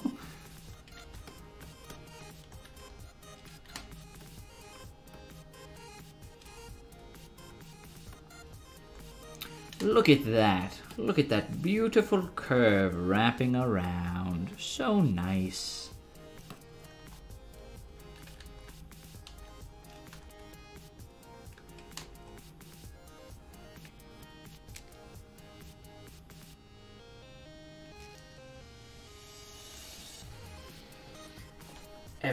Everything takes time the spice.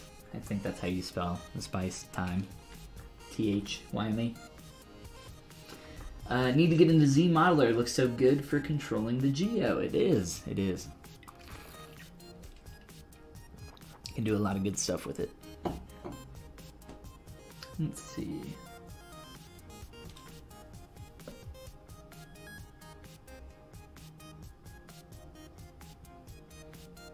What? Oh, ArtStation. Satisfying to see it turn from a few blobs to sexy clean geo. Yes, it is. It's always nice. But you have to take your time in the blobby stages to really kind of like plan out and my voice just died, and construct how things are going to shape up. If you don't take your time in those early stages, you just... Oh, started raining. Starts getting real gross real fast, and then it's really hard to get out of that stage. Take your time.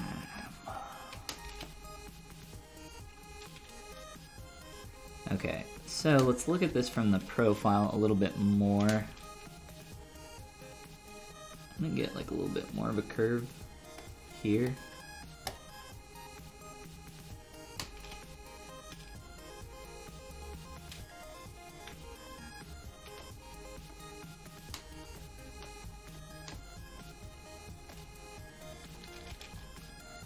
And then we've kind of lost the volume that we got in here, but that's okay. I actually have a cool idea for how we can get that back.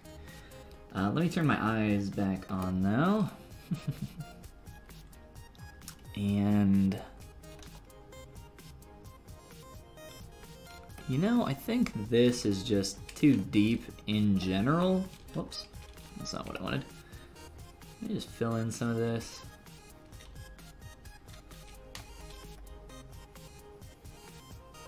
Using Alt with my trim dynamic brush. I don't know why it's being done down here though.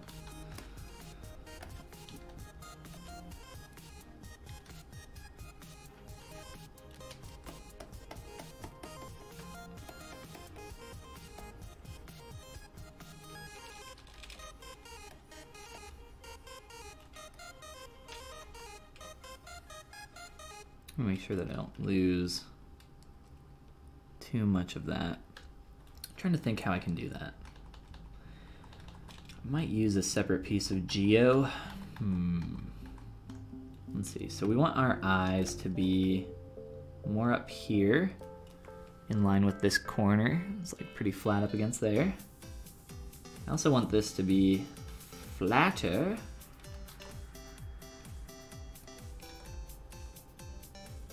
Everybody loves flat eyeballs.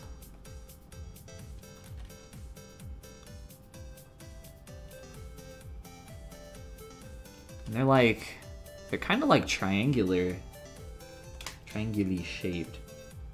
They're like wider at the bottom than they are at the top. It's kind of weird. Like I said, this is a weird shaped eyeball.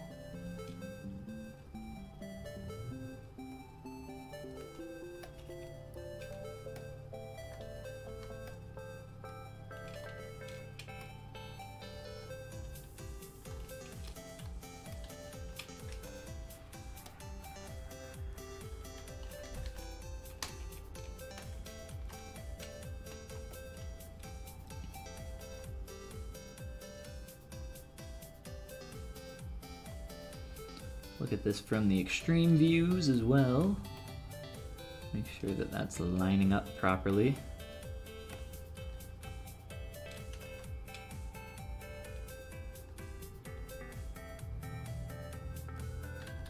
And maybe a little bit, well, actually, instead of pulling the eye out more up top, I think I'll pull the head back.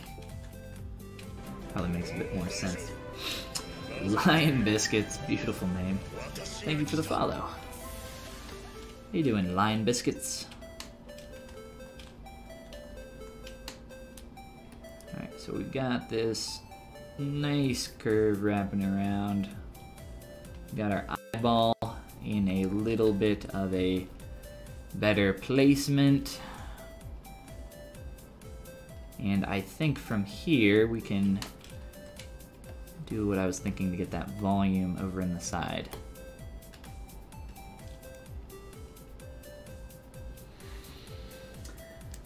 Recently picked up ZBrush coming from Sculpting in Blender. Very cool. Holy cow, the UI is a pain, but I can already feel the difference in sculpting capability. Yes, you will quickly get over the, hopefully quickly, depending on what you're using as a learning source. Winter Fresh Jess, thank you so much for the follow and welcome. Welcome to the stream. But yes, once you get over the UI hump, it is much different than anything else you've probably ever used. Then you get the real big hump, which is learning how to sculpt. Being good at sculpting, which is a toughie. Most artists are still working on it. At least the ones that are still artists are. Something that you never stop learning. That's pretty close to where I want it for now. This curve just isn't correct. I think let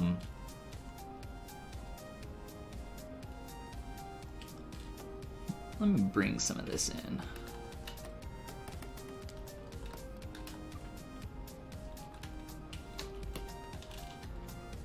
We'll work on some of that here in a little bit. Your YouTube videos have been a great help. Awesome, man. Well, I am happy to help.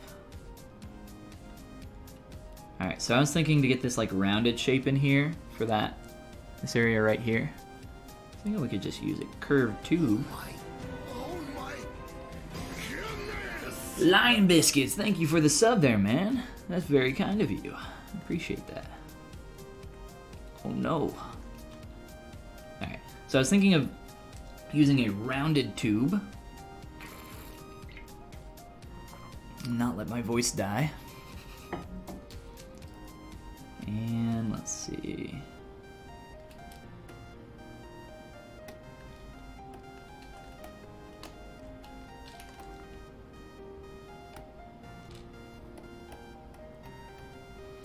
And I'm just gonna try filling in this area a little bit.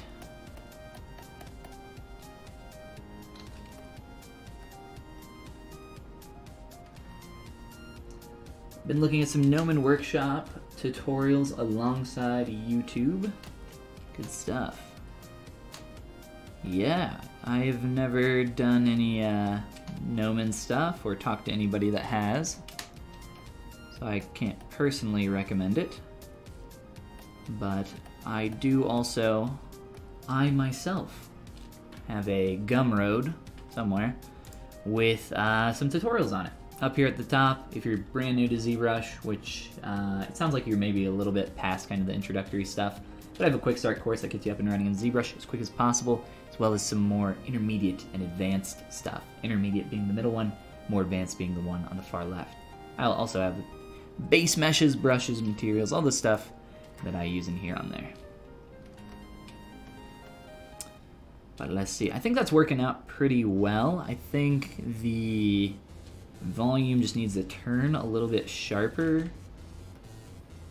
Right around here. Oh, that's a nice dynamics on, I think. Messing up my subdivs. Stupid thing. Try that again. There we go.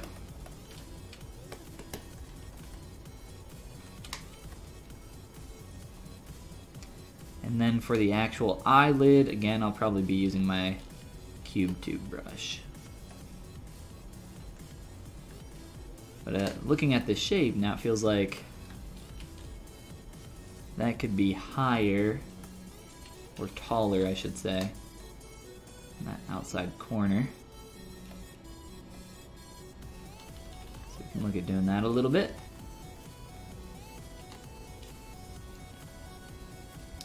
And this corner isn't translating super well, so pull that out a bit more.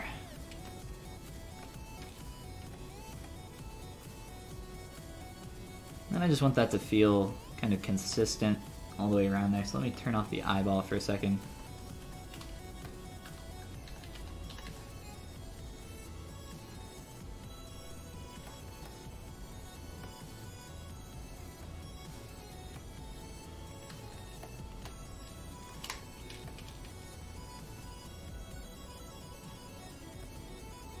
I need this to really line up with this edge nicely. You know, it's just the rounded part of the... kind of like this weird double lid situation going on. Like, this is the eye cavity, and then you've got, like, you can see this little thin lid, and then there's, like, this bigger shape. So I don't know what that's supposed to be, but it looks good, so I'm gonna get it in there.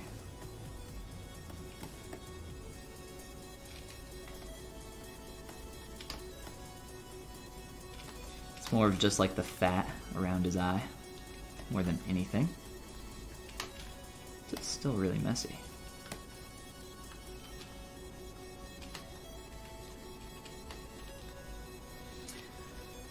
I've been eyeballing that Gumroad tutorial. Eyeballing. Such a weird phrase. Probably grab it after I eat lunch. Liked your stylized sculpting better than the Known Workshop, folks. Well, thanks, man. That's very nice of you. Mainly do monster type stuff. Well, I'm a stylized kid. That's what they call me on the streets of the ZBrush community. No, nobody calls me that. They should.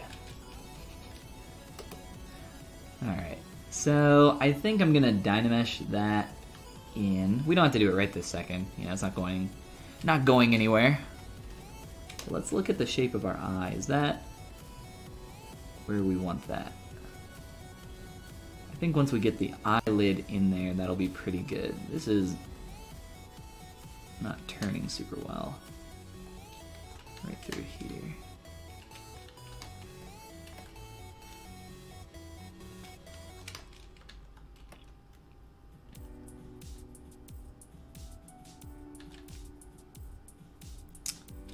Sorry I'm not talking so much, I'm trying to concentrate a little bit here. Eyes are tough. This area in general is just kind of a tough area on this character. Got a lot going on. A lot of things kind of converging and feeding off of each other.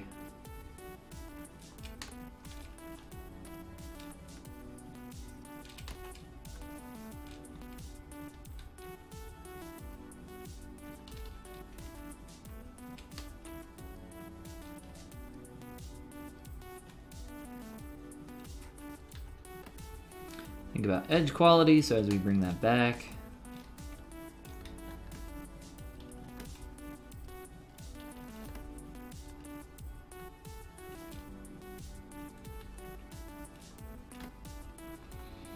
Alright. And then around the actual eyeball, I'm going to use my pen will work, my cube tube brush. And we're spending a lot of time here on the eyes. The rest of this is kind of suffering, but that's okay. The face is more fun to work on anyway. So let's use our cube tube brush and... you know what? Very quick. Let me just get this a little bit wider on the bottom.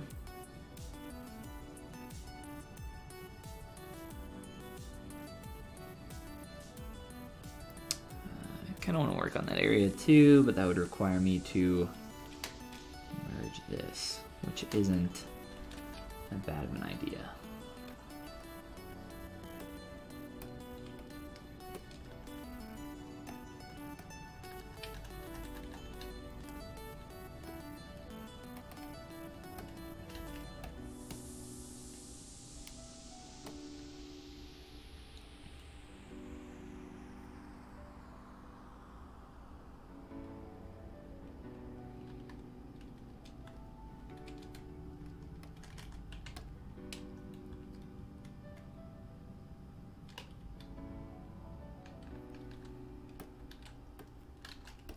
Just merge a couple of these things together.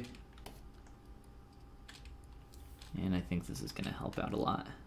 Because I need to blend between these shapes, because I'm not going to be able to figure out that eyelid unless this is kind of a smooth transition right now, whereas right now it's like super sharp in there, which is stupid. So, let's fix that.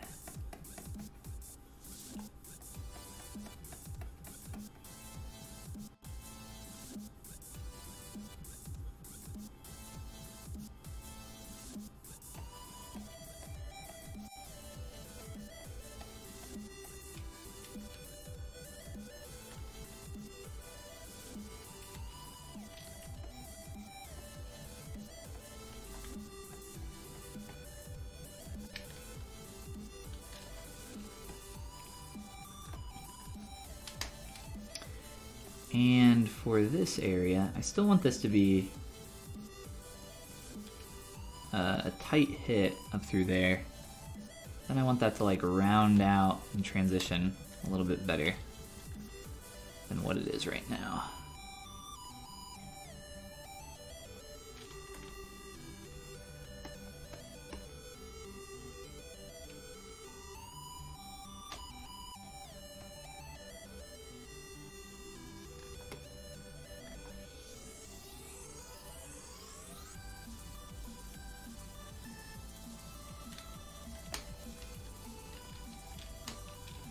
Let me remesh that now while I still can before this gets too out of control.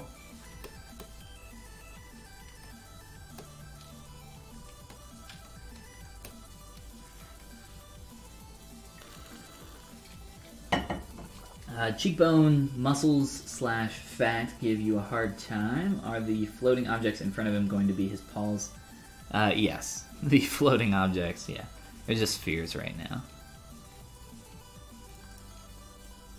These were his paws. They're just kind of positionally where I want them right now. And then we'll rotate his arms up and connect that. I had to unbend his arms because they were very quickly. They were like that. So if I dynamesh that together, it's gonna merge all that trash and not very usable after that. So kind of rotated them down to make that merging process a bit easier.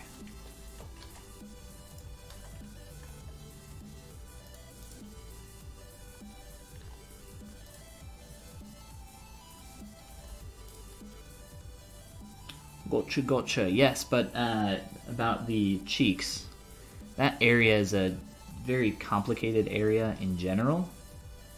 Definitely toughy. This is what ends up happening when you're working on a face. Or you know what, better yet,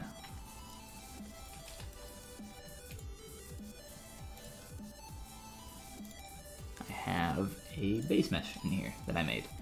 So when you're working on This also, this base mesh is available on my Gumroad, but this area in general is just really tough because when you're working on parts of the face, not only do you have to like worry about creating just that part, like around the eyes or the mouth or the nose or whatever, but all this stuff feeds off of each other. So when sculpting the lips, specifically the lower lip, you know, you have to think about how that's going to blend into the chin. And you have to think of how that's going to read from the profile and everything else.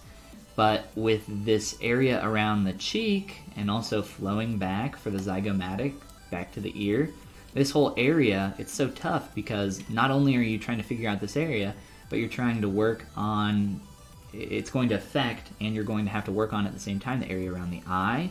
Not only that, but the area as this wraps around to the nose, to the corner of the mouth, over to the ear, like I said, for the zygomatic, around the brow, everything, like everything in the face, like right here, it all starts to flow together. So it's a tough area for sure. But stick around here and maybe we can give some more tips on working on that in the beginning stages. I have a ton of stuff on my YouTube channel, which I think you said you already checked out. But check it out again. Or for those that are new here, there's a link somewhere down below. I'm not going to pull it up. But everything, if you're joining us a little bit later in the stream, everything goes up on my YouTube channel after I'm done streaming. So never miss a beat. Never miss me saying something dumb, because I don't edit these.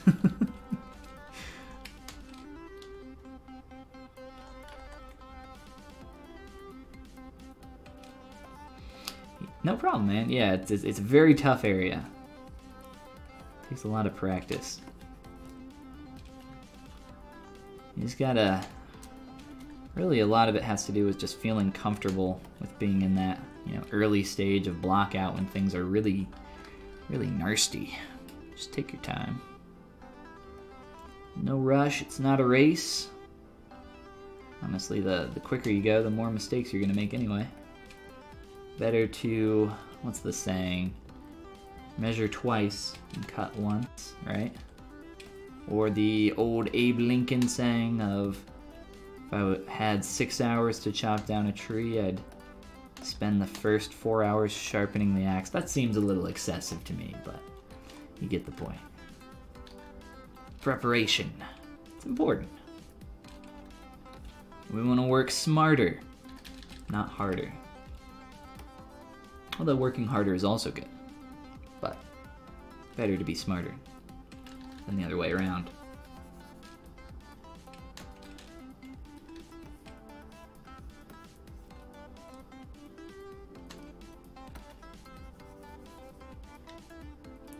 Look at that, we're starting to get that rounded shape through there.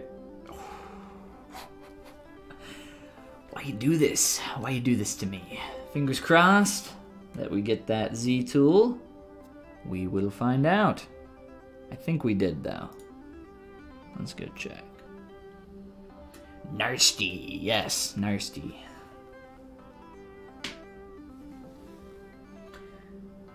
ZBrush Saturday is the race.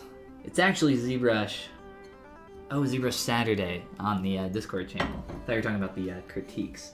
By the way, what is that? We do critiques on Friday here live on the stream. So if you guys want to get something critiqued live, oh, did we get it? I think we did. Is that the most recent? Let's see. Maybe not. That looks a little weird.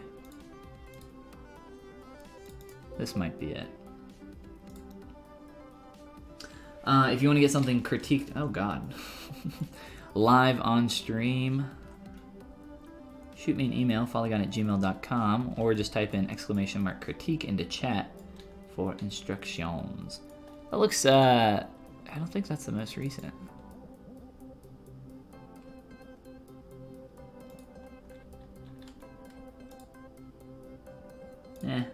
We'll make do with what we got here.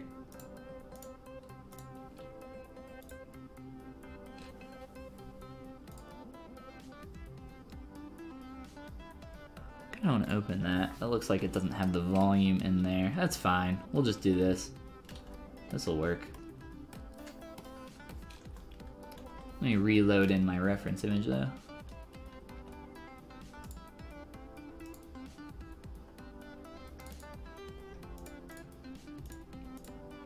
Again, this image is by Lily BZ. Give her a goog. Check out her stuff. Alright, let's get back here on our face. Do I have thoughts on the Substance Painter Adobe acquisition? Nope. Don't really care.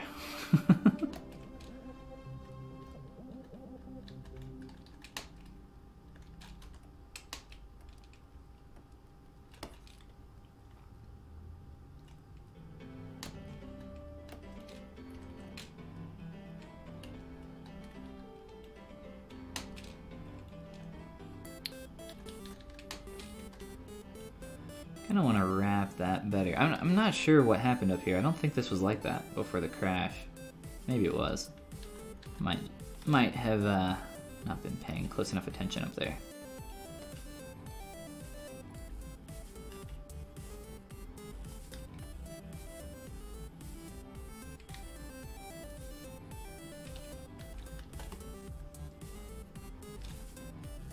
Bearwolf, thank you. Appreciate it, man. And welcome.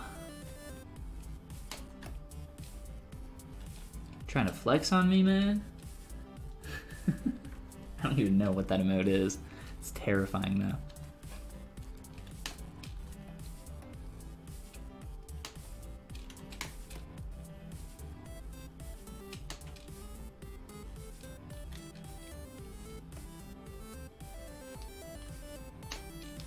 This is like transitioning very poorly. Right there. Whoa. Try to do a little bit of a better mask.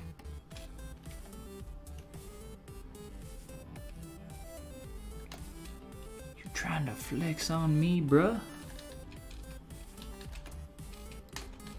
Alright, this is just a crappy surface, so let me do some fixing.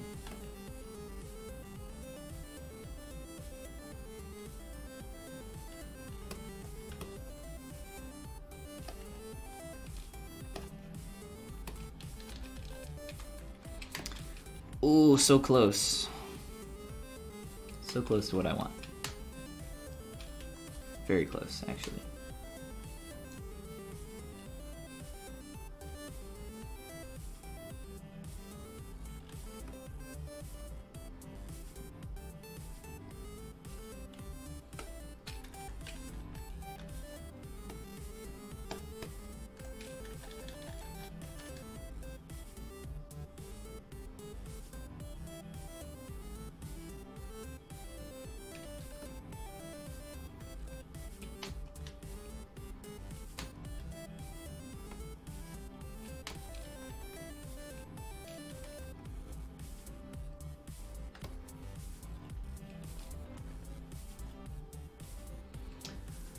The new official Follygon amount.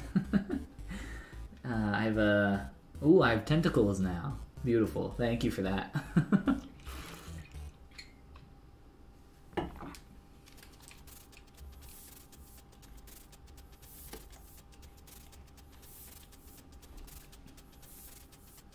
A level up? Maybe that can be the next one.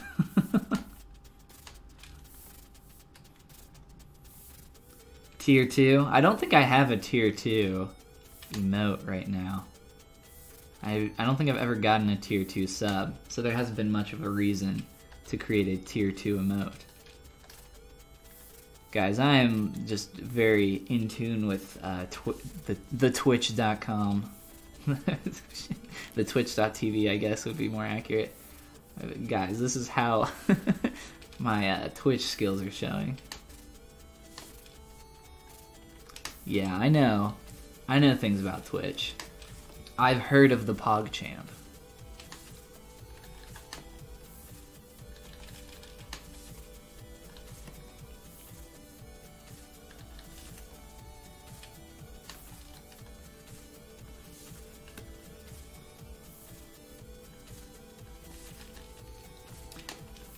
Much better. If anything, I could even get some more volume through there. Like a very light inflate brush. Something like that.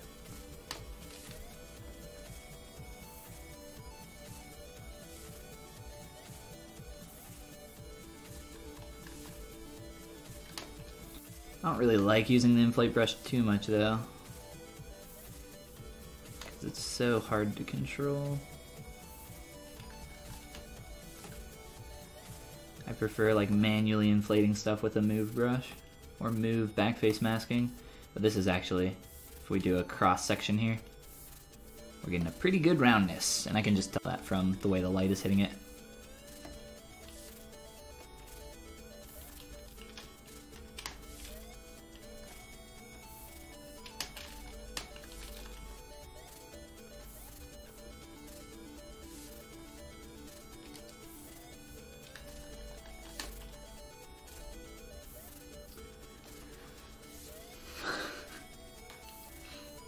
Inky, what's going on, man? Tier 3 needs to be a golden folly face. Oh gosh. I should be taking notes, writing all this down. Up your Twitch game. That sounds like a lot of work, though. When I could be sculpting instead.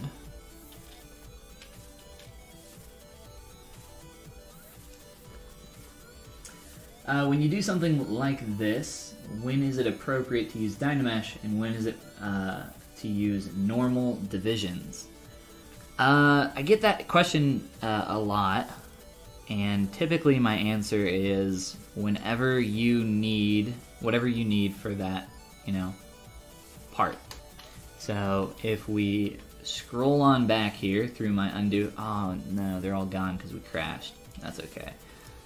So for like these arms, the way I started shaping these up, I just had 2 spheres and I Dynameshed the spheres together to merge them. And then I sculpted on them for a little bit just to like shape them up, and then I was like, hey, it would be a lot easier to work on these arms if I had subdivision levels. So I swapped back on over to subdivision levels. Now at some point, I'm probably gonna merge those hands back into the wrists and I'll Dynamesh them in and probably sculpt for like, a few minutes with Dynamesh on. It just kind of depends. It's very dependent on your own personal preference and part of the workflow, and no, there's no like easy answer, It just kind of depends on the situation. Like in this face right now, I've swapped between Dynamesh and ZRemesher, just like subdivs, a couple times now. But if you want to see some more instances of me like doing that right now, because I won't have this uploaded on YouTube until I'm done streaming, there's a link somewhere below to my YouTube channel, and you can watch me, you can watch me work on Poopy Pie. Go check out that. There's a whole playlist of that. There's a bunch of videos on there though. I pretty much sculpt everything the exact same way though. So it's not too different from what I'm doing here. Or just hang out for a little bit. And next time I do it, point it out, and I will explain my thought process. Although I think I typically try to explain my thought process for most things. But sometimes I get like I'm doing right now and start to concentrate a little bit more.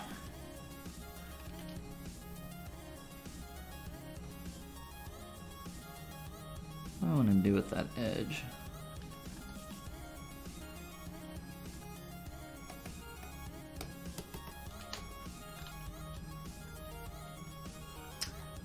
Sorry for repeating questions. It's not a problem, man. You don't know all the questions that have ever been asked before. That's not why I mentioned it. I just mentioned it because it's a common question. Nothing wrong with that.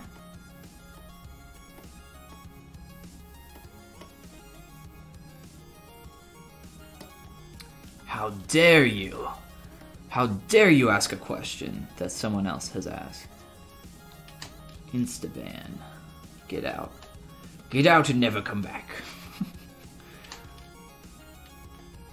Hi, I'm Follygon here with tips on how to make friends. Ban anyone that asks you a question.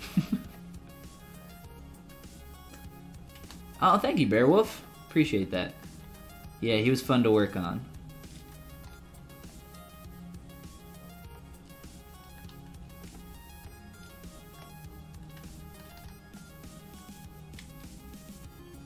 Taking your dog for a walk? Sounds like fun.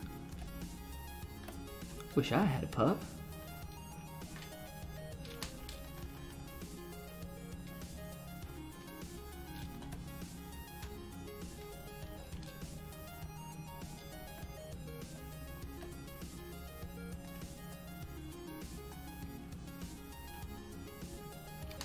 Absolutely, man. Not a problem.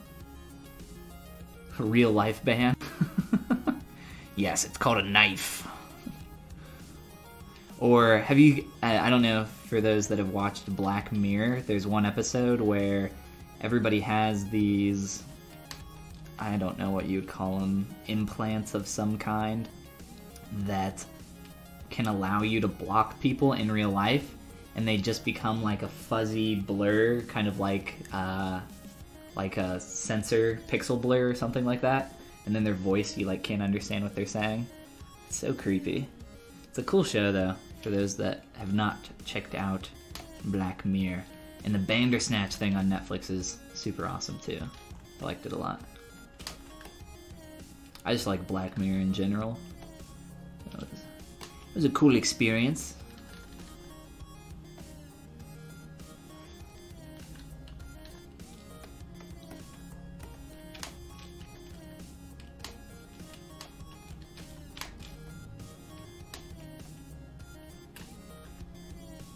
So I exaggerated this area around the corner of the mouth because when I come in here to actually tighten that up, it's going to be a lot easier for me to get in here and start moving this stuff now because I actually have the form, the geometry to support that shape. So that starts to shape up a lot easier now.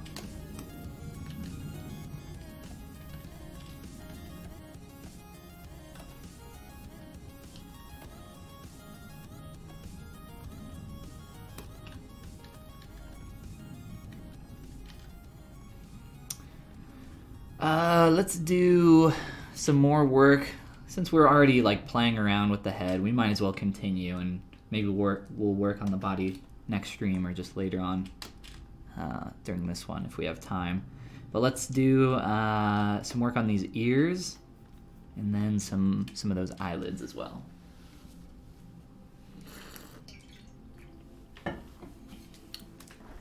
Stopped at season 2. I think there's only 3 seasons.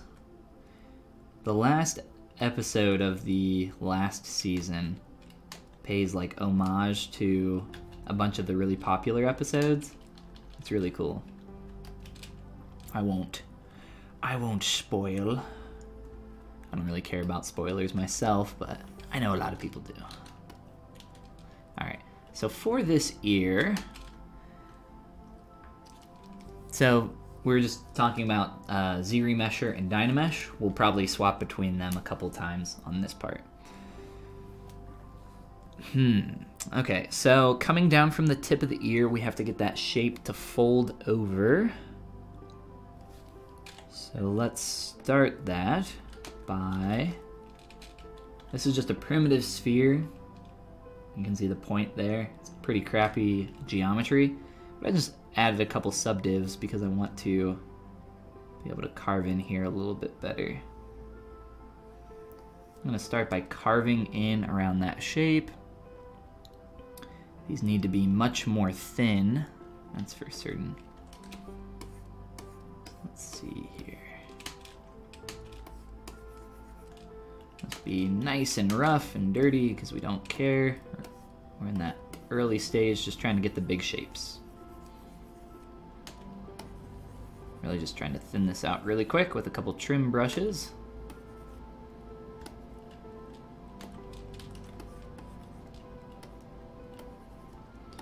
And my topology is getting really messy, so that probably means I'll need to do a Dynamesh here soon. Or remesh in some regard. I'll just do a Dynamesh. It's just easier for me to work on some of this while it's Dynameshed. So we come up here pretty thick at the base, and then somewhere around here is where it completely fades out.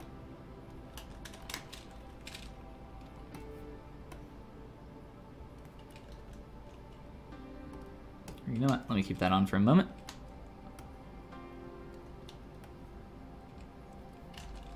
Square that out at the bottom a little bit more. I've done lots of ears like this. It's not super hard. They're just kind of... That wrapping around shape is a little tough to get sometimes.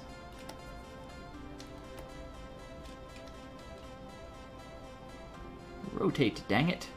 Get to where I want, so I don't have to move my hand. Alright, let's fill this in some more. More volume there. And essentially, I'm carving more here towards the back. And start to overlap that.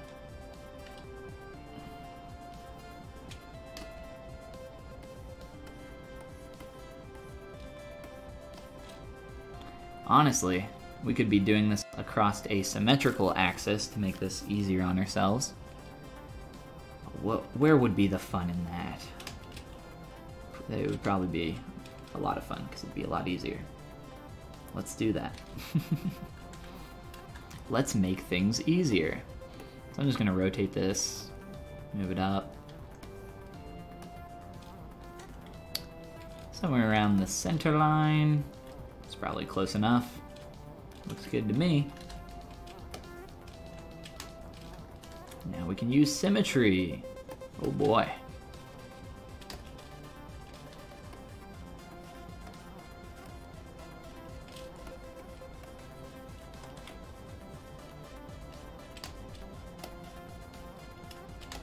Getting pretty messy. Let's just drop down our poly count stupid low.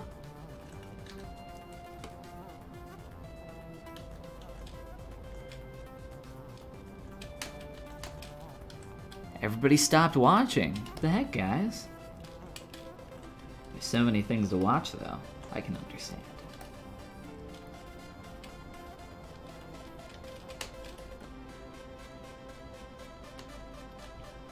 So we're gonna get like a little bit of tilt going out this way. Oops. Flowing this way. Kind of like that, but we'll do that here in a moment. Let's make sure this shape is feeling a little bit better.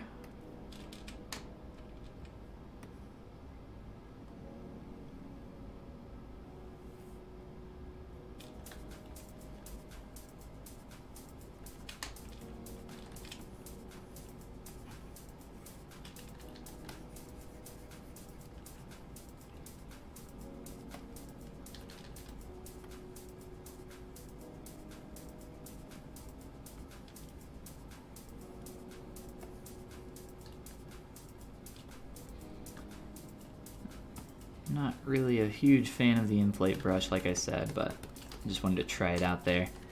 I'll just use a mask.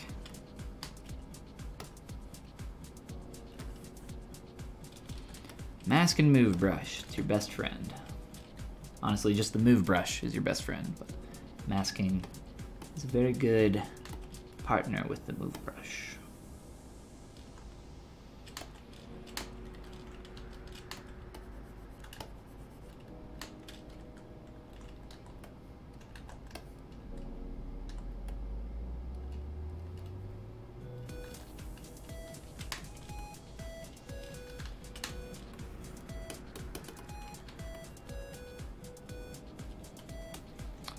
I want this to be pretty neutral.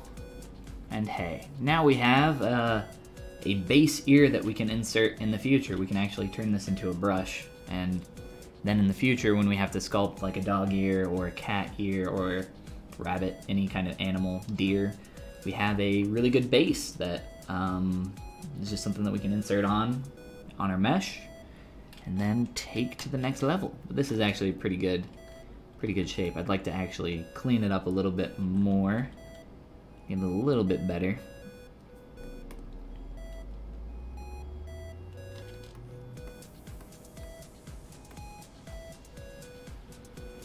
check out the depth here. Oh yeah, we want to get a lot deeper.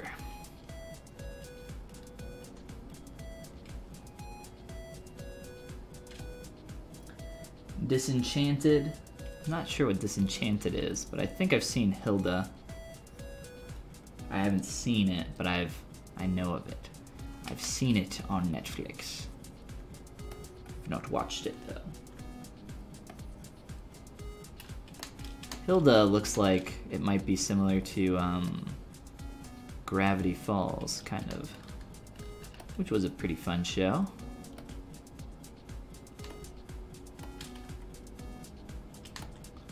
Just need something to scratch my Adventure Time itch.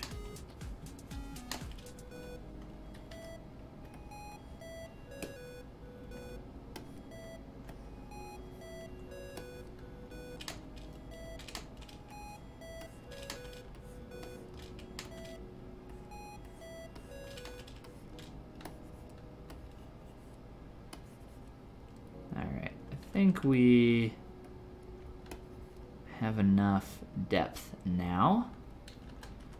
Make sure that that silhouette's okay. Fix up the peak here of this shape with a quick remesh-a-rooney. Oops. I accidentally hit something there. No, alright.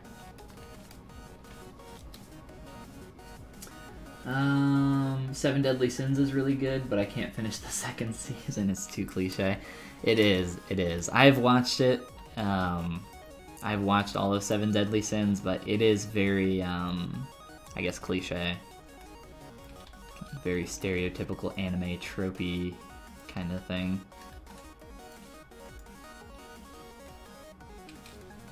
More, what's going on, man? Caught you live. Hello. We're working on a triangle. Actually, we started something new here. Let me grab this. Skull Sweet, or Sweat.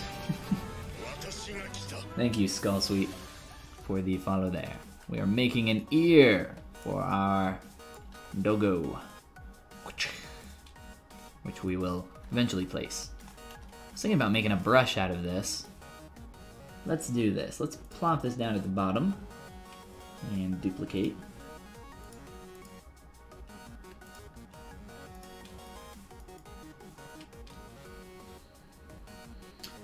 Thank you for the lovely donut art that you did. That's right.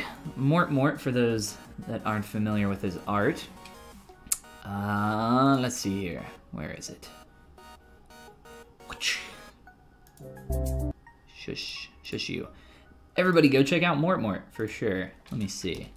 I believe you stream here on Twitch, Mort. I think I have this shout out thing set up. Bam, perfect, it did work. So Mort does a bunch of awesome pixel art. I stole his pixel art of his donut and made this quick little sculpt. I spent like I think a little over an hour on it. It was a lot of fun. He's a cute little donut boy. I think there's a lot more character in the pixel art, if I'm being honest, but still a lot of fun to work on. Absolutely go check him out. Give him a follow. So shush me. All right, let's get back to our doggy ear. Yes, I know that it's Skull Sweat. Thank you.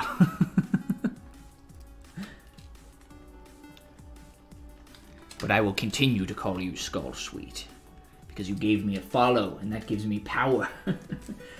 Doesn't the 2018 version have a different move tool or scale rotate tool? It doesn't have a different move brush. This is still the same. You're probably talking about the 3D Gizmo, which is this guy here. Yes, that is available. I prefer the transpose line though. I've been using ZBrush for a while, and it's kind of my preference. I actually, we'll go back to my YouTube channel one last time. I actually released a video last week. Bam, this one on the screen. I'll share this right here, so it doesn't have the timestamp in it. But I did a video talking about all the secret features that you can use with the transpose line. There's a crap ton of them. Like, there's little things that you can do, like some inflate and deflate. You could use that 3D gizmo, but then you'd miss out on all that other cool stuff. Really, the only reason I switched to the 3D gizmo is to come into the gear icon on there, so I can access all the deformers. That's pretty much the only reason I use the gizmo. Transpose line, if you're used to it and you've been using it for a while, is awesome. Like I said, lots of cool hidden little functionality in there. But let's sync up this ear back. Uh-oh, please don't crash. Oh no, we're good. My pen's just bugging out on me. Figure out where that needs to go. Let's see. Then we'll mess with the scale here and the actual gesture of the ear, which has, like I pointed out before, a little bit of some, got like this nice curve on top, nice C, and then a little bit of an S on the bottom. No, I will never. I will never switch to this dirty transpose line. You can't fool me.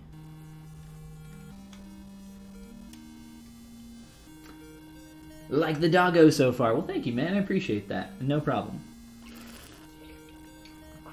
I have a frog that I'm working on, trying to figure out how I'm going about adding webbing between the fingers. Thoughts? Not right now, but this Friday, every Friday, we do some live critiques on stream. So if you want to send something in that you got that maybe you've already tried a little bit of webbing yourself on, we can do a little critique here and maybe look at some new techniques for that. But yes, every Friday here, very quickly, for those that don't know, if I can see my keyboard, Follygon@gmail.com, send me a Z-tool of your model, and we will take a look here on stream. Do some critiquing. Alright, let's get a little bit more depth here towards the back and just like fold this over a little bit. So from the top view, woof. Just wrap that a little bit better. And of course we will be blending that into the head, but first we need to work on this a little bit more. I'm going to use my Move Brush Backface Masking again. A little bit around these corners. Thicken them up a tiny bit.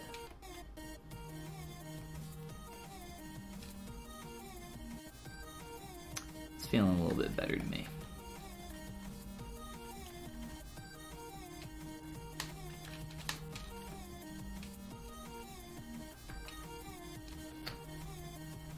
Feedback Friday, there you go. It used to be on Saturday and people called it Bully Saturday. The objective is not to take a huge steaming dump on people's work. The objective is not to, send in something that's really good. The objective is to get better. So don't be embarrassed if something you feel like isn't up to snuff. It's absolutely not the case, no matter what. Unless you just send me like a sphere or something, then we will not critique your sphere.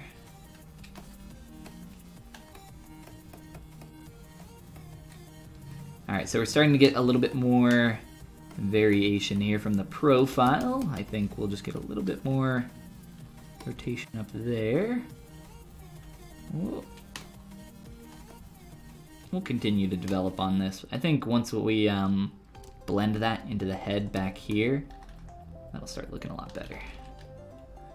I'm getting a little bit, see how the light is hitting right here? Really strong.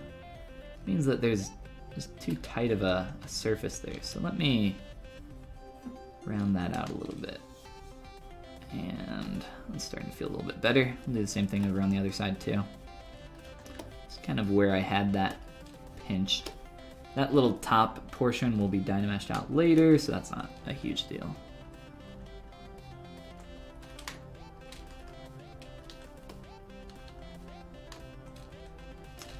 And then instead of having this come up as a curve, it kind of does that. It's just a little bit straighter of a blend up here. All right, let's do a quick mirror.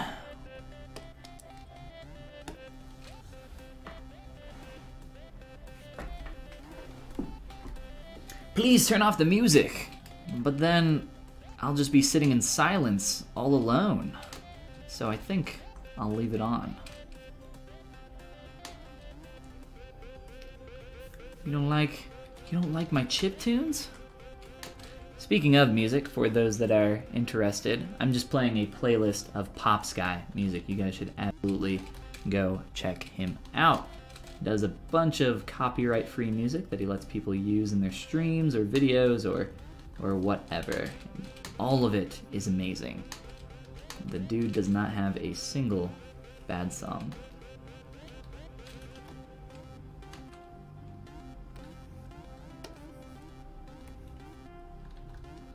Trying to fix the shape at the back of the ear. I think that's feeling a bit better.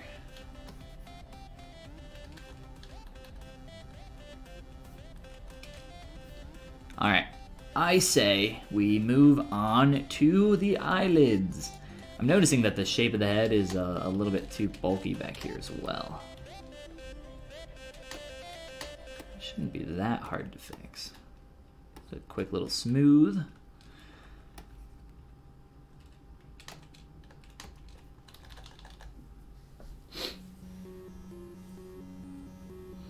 Might try that one day as I get more into 3D. Still kind of blind on everything 3D. It's tough, man. It is a slow, grueling process. So don't feel too rough. Don't be too hard on yourself.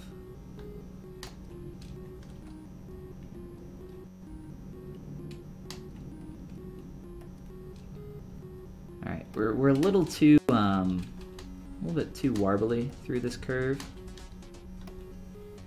So let me soften that up a bit.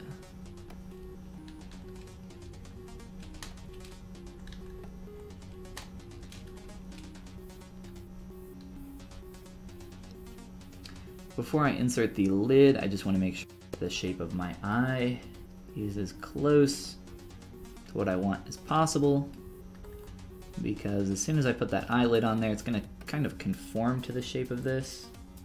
That's going to make it harder to change after.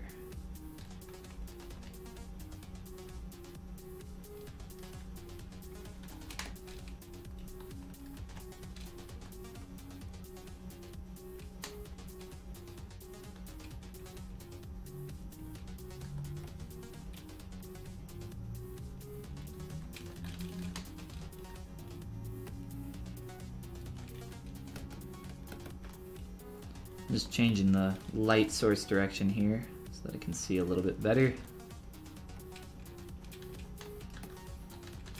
Very strange shaped eye. It's like a rounded kind of triangular shape. It's gonna be a weird one, but I think we're pretty close. We're just not quite exactly where I want it.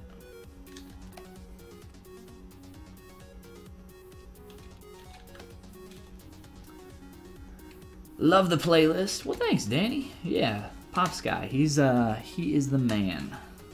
Go check him out. I think he streams from time to time. I'm not sure if he still does that though. Is there any type of bend deformer in ZBrush? Yes, there is. Looking for something with control points. Yes, that's actually exactly what that is. So here, we have this little ear shape. If I activate the 3D gizmo, click on the gear icon, and activate the bend curve, this is the bend deformer in ZBrush. Oops, our lattice is all screwed up. Undo, hold Alt, click on, oh, that's not what I wanted. Hold Alt, fix the rotation, and then unmask to center. That's the one we wanted. Then click on the gear, bend curve. Now that box is accurate. So then from there, what we can do is, one of these cylinders is the axis, the red one. There we go. Just pull on that, switch the direction there, and curve resolution. We can add some more points in here, and voila, just like that. Now we can start adding some curve to our geometry. Beautiful. And you can do that, you know, from any direction here. You can get as complicated or as uncomplicated if I lower that resolution. Typically what I do when I use this deformer, go back here, I'll do a resolution with 1 point in the middle first, and then I'll get the most basic curve shape that I want. And then after I find exactly what I want, then I'll add more resolution, and then I'll start, you know, manipulating that further. So there is that, the bend curve deformer again. Let's just delete the deformer. And then there is another one, which is a lattice, which is, if you're familiar with lattices and other 3D programs, it's exactly the same thing, which is somewhere in here. I'm not seeing the lattice. My eyes are blind, but it's in there somewhere. It might be it might just be the deformer. Yes, it is just the straight up deformer. So they don't call it a lattice, but this is the lattice deformer. But yeah, play around with those. Some really cool stuff in there. Let's see. You can also, with the transpose line, there's like a little trick that you can do by drawing out your transpose line, holding the Alt key while move is on, and if you Alt click that middle point, you can actually do a little bit of a bend curve deformer without actually going through the steps of all of that. It's one of those secret transpose line hidden functions, but pretty cool stuff. I use that one quite often. It's probably the one that I use more than anything else for deformers. Most of the time, though, I just kind of manually do it with a move brush, masking, all that good stuff.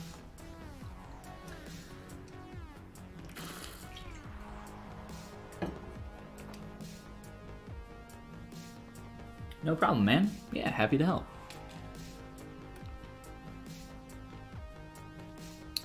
Alright, so eyelids. That's what we were going to do next. Eyeliddy-doos. Alright, so we're going to be using my cube tube brush. Pretty simple brush. Just draw it out for you so you can see what it looks like. Just a tube of cubes. Crazy. But it does not exist in ZBrush natively. This is something that I made. And it is very good for eyelids and eyelashes, eyebrows, belts, straps, hair. I use it on a lot of different things. But we're just gonna wrap around our eye here. Very basic shape. And then, let's see. Let's decrease our size quite a bit. Maybe a little bit less. Let's go right about there. And I don't think I'm going to change anything else. So I'm just going to click to accept that. And then we can start manipulating this curve. So right now, this is obviously not the shape we want. If you can get the immediate result that you want with a curved brush, I applaud your skills. It never works that way for me. We're going to have to do some manipulating here. So I'm going to start by deleting some excess geo, just because there's way too much. It's adding a lot more junk to the form that we don't need.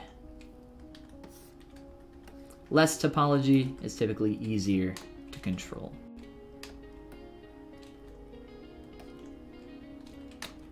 And you know what? This is something I do from time to time. I'm gonna delete this backside of our tube. We will re-extrude this after I shape this up. I think it's just gonna be easier to manipulate this with half as much topology. So all we have is a plane right now.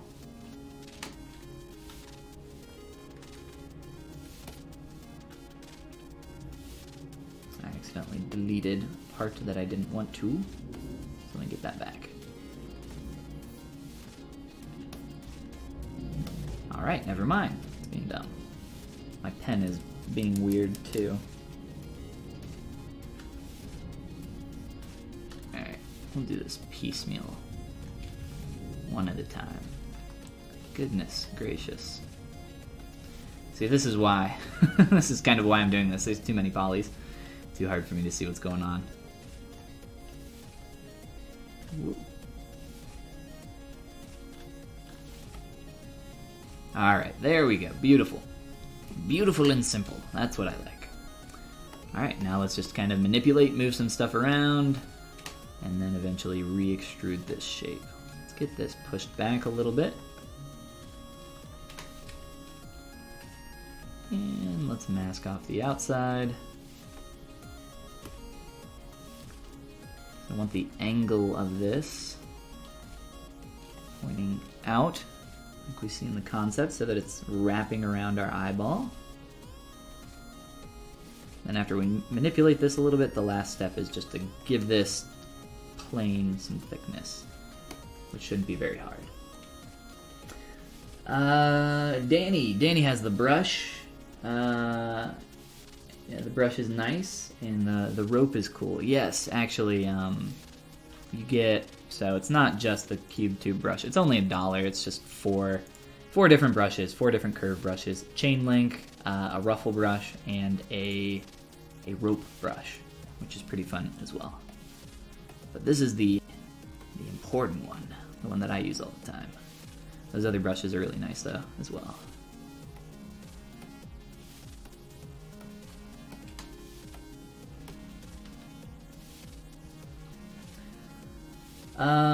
Devil Doom, or Devil Dom says, have you ever used Blender? Yes, that's actually how I...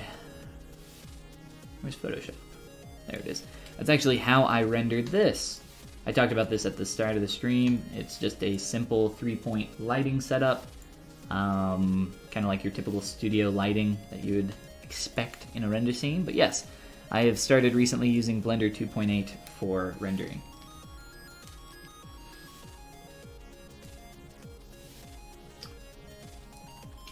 Has your stuff been pirated yet? That's a sign of success. I have always experienced people stealing stuff, so that's nothing new. Nothing new to me. I don't know if I would say that's a sign of success. If anything, it's a sign of sadness. Alright, now we can extrude our shape. So I'm using the Z Modeler brush, hovering over a face, holding the spacebar, extruding all polygons, and like that, we have our thickness. So much easier to manipulate when we have fewer points, fewer verts, fewer polys. And now from here we can crease this up, crease edge loop complete, get a nice shape here. Beautiful. Beautiful. Alright, a little bit more manipulation. Let's see, is ours too thick? I think ours might be a little bit too thick in a lot of this. So let's grab our outside edge only.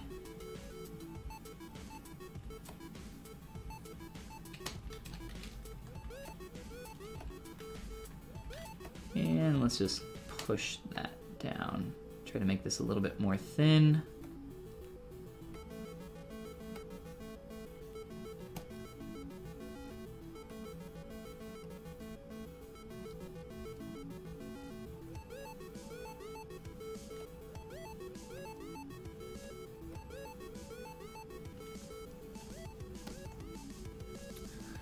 Let's see. Once we blend that, that might get a little bit better. So right now that connection point is a little, whoa, a little rough.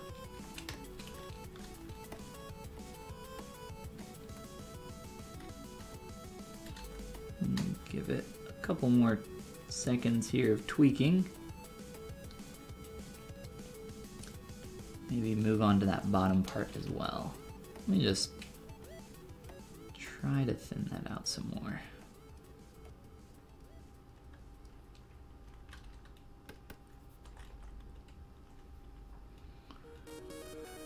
I think the shape of our eye needs to be tweaked to be a little bit more rounded. out on this edge over here.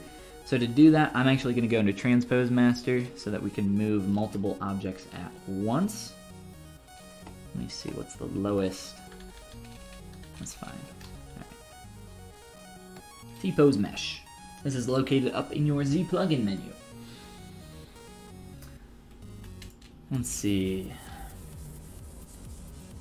Anything good gets pirated, and pirated when it's getting popular, maybe? Maybe that's what you mean. But yeah, I think the first thing I've ever uploaded online, people were like, thanks, I think we'll share that.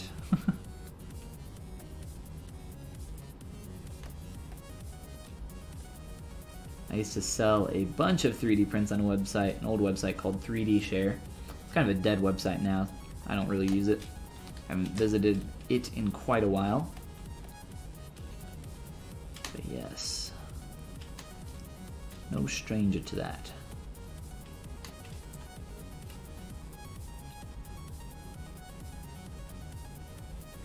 I think our mouth is going to be a lot shorter.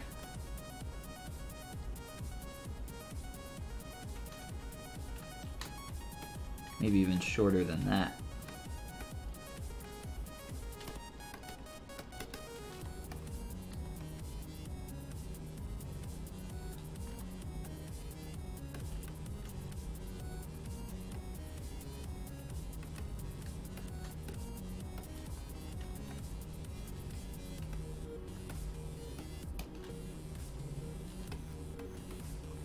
So again, we're just in T-Pose Master, Transpose Master, whatever you want to call it.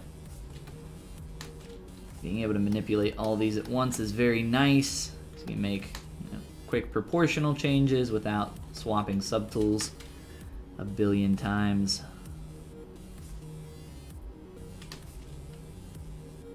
Which gets a little frustrating. Plus you can move everything around and affect multiple subtools at once. I don't know how I would live without this plugin. There are other ways to do what I'm doing right now, but it's just a pain in the butt to do. Not quite there. I feel like the eyes could be a little bit more rounded as well.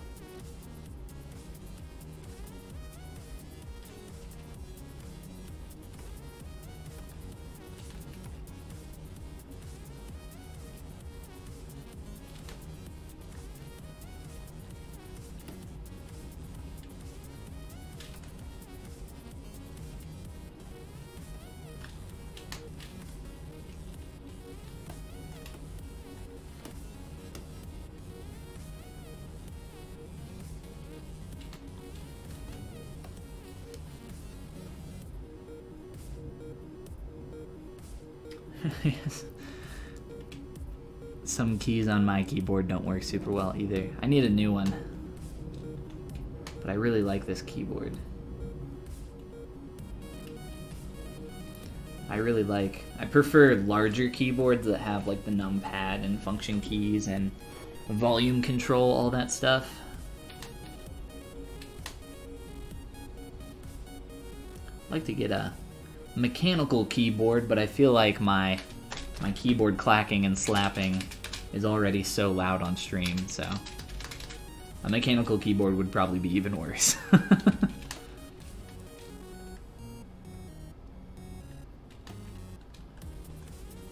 Alright, let's ploop a tongue in here very quickly.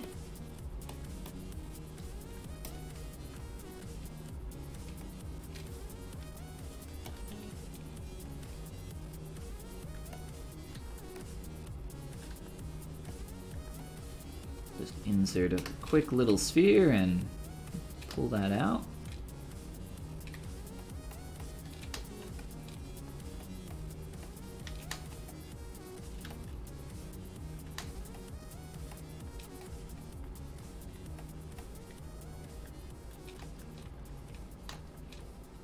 Then we can maybe get some teeth in there, probably the insert area for like gums or something. Probably just use like a tube to do that. Nothing too crazy. Let's make sure this is shaped up appropriately.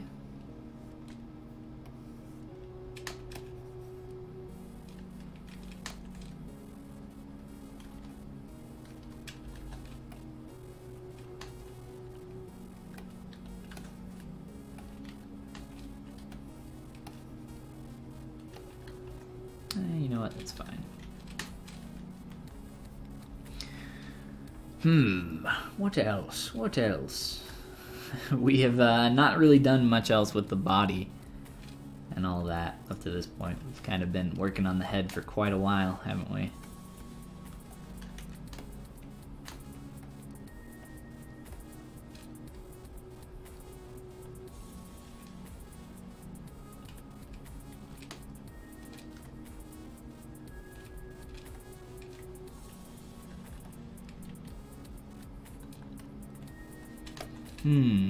But that's alright. I think we'll work on the body next time. So let's just hide a couple things here. They're a little bit kind of in the way. I'll come back to that eyelid / eye in a second, but let's do some teeth or gums, how we would approach that. The inner portion of this mouth, I don't think has enough depth. I guess we'll find out very quickly after we insert some geo here. Let's do a duplicate and grab our curve to snap. And I'm just gonna draw out a quick little line of geometry.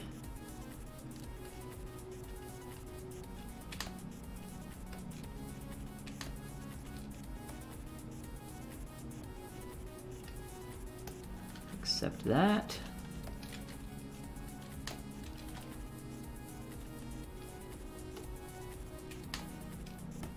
And I am going to hide this top portion of my head. Beautiful. It's always some good nightmare fuel.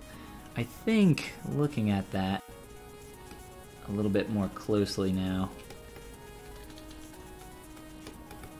I think this needs to turn in a little bit faster and go a little bit more straight back. So let me get some more depth in here.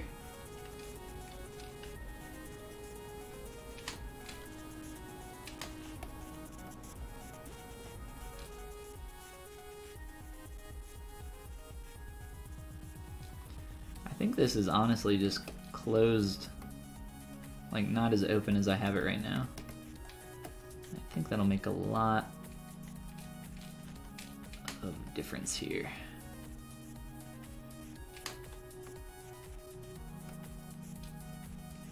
Let me see something. That's what I thought. All right.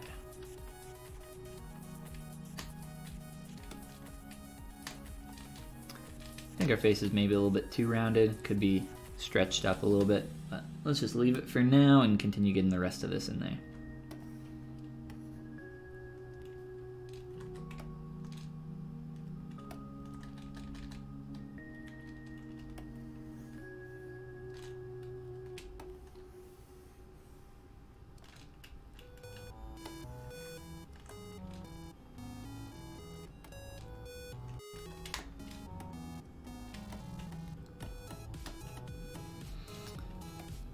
So we only really need to do one side of this because we can just mirror it over to the other.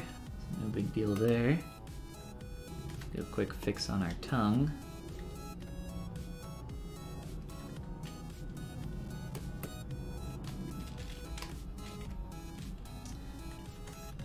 And I pretty much always use the mirror and weld function if I can, because it just pushes that geometry back together, which is very nice. Let's use a deformation inflate. Increase the size of some of that. And then probably just plane it out on top a little bit.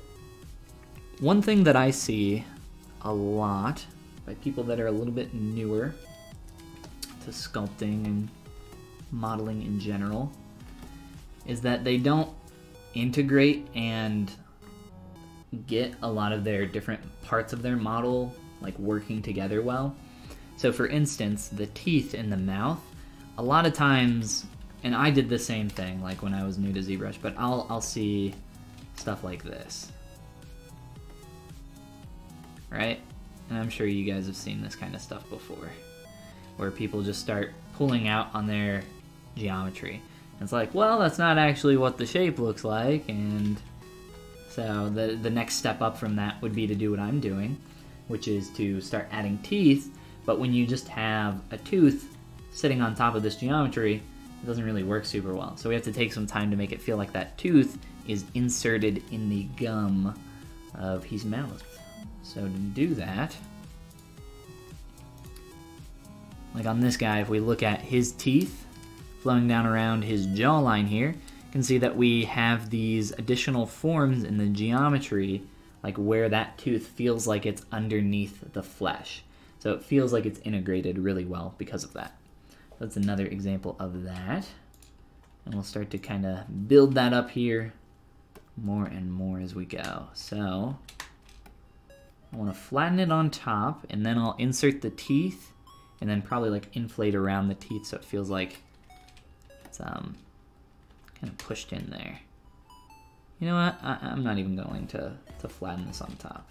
I think we'll be fine. Not really worth the time, I don't think. So to do the teeth, I'll make one tooth, and then we can make a brush out of that and insert brush, or we can just duplicate it. You don't have to make a brush. I like making a brush because then we can insert it in a specific area. So let's make a tooth. One tooth, please. Let's initialize into a cube. And let's see.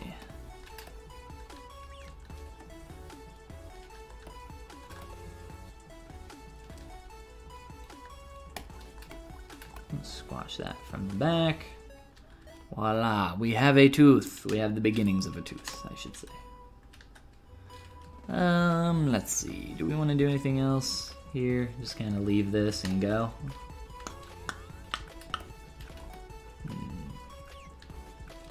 If anything else, what I would do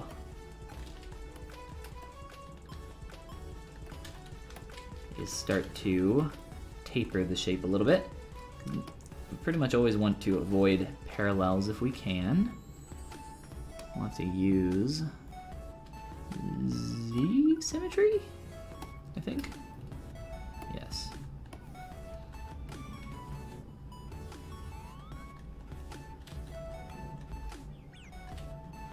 It's not symmetrical, so oops. Let me do a quick mirror and weld. This might not work.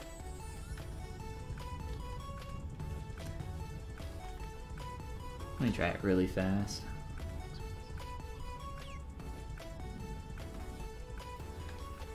Yeah, that's what I thought. Alright, let me...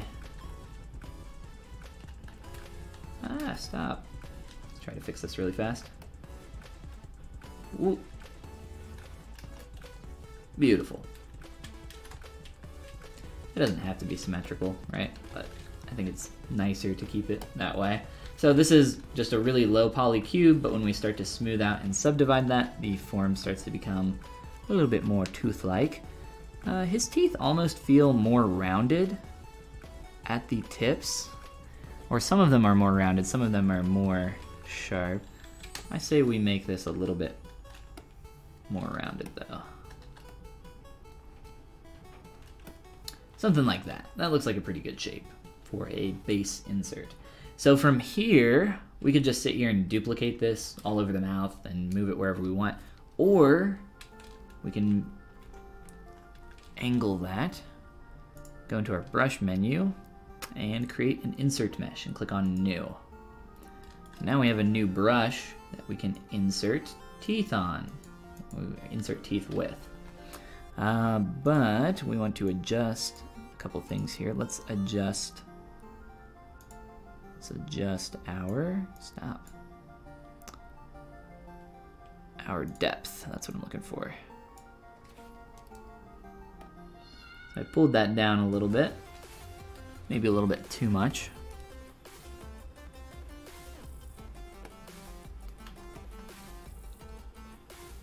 All right, let's try that out.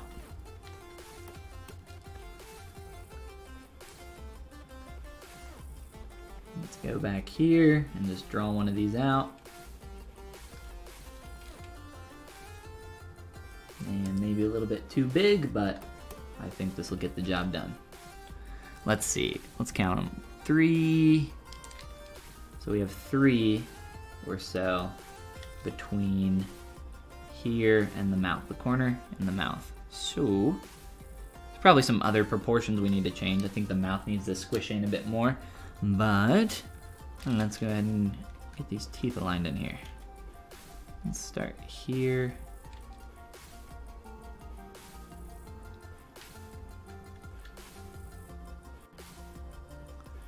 Maybe a little bit bigger, but that's fine for now. We'll adjust these here in a moment. Let's just get them in place, just like when we're blocking out stuff. Just want to get it in there first, then we can start worrying about how we're gonna plus that up. They feel pretty derpy right now.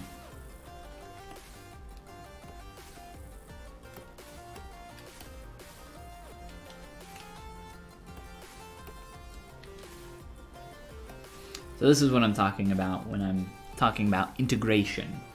So from here, got our gummies, we can split that off. Got our teeth. I'll probably make these a bit bigger. We can inflate them, scale them up, whatever you want to do. I'll try a very quick, rough inflate. And I think for now, I'm just gonna delete that back tooth. Maybe we can get that back in there if we really want it. Let's see. So to make these feel more integrated, I'll show you guys a little trick that I do specifically with stuff like teeth. Anything that has or horns, or anything that has kind of like this built up form around it, one thing that I really like to do is use booleans to create a little bit more visual interest around where it connects. So we just have them kind of interpenetrating the geometry there right now. But what we can do is we can add some subdivision levels to our teeth. I will duplicate my teeth. I'm gonna click this icon, which sets that to negative. I'm gonna just do a quick Dynamesh on those. And up here, we are going to merge this top piece down into this bottom piece. Remember that this icon needs to be checked. This is the negative icon for Dynamesh. Make sure that Dynamesh is on here. We're gonna merge those together, and then I'm just gonna Dynamesh again. And it subtracts that shape from the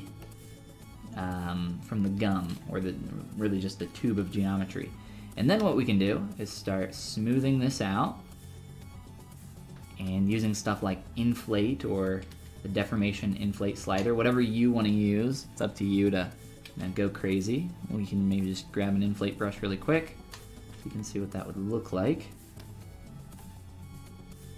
Oh, the intensity is down very low. And start inflating around this point.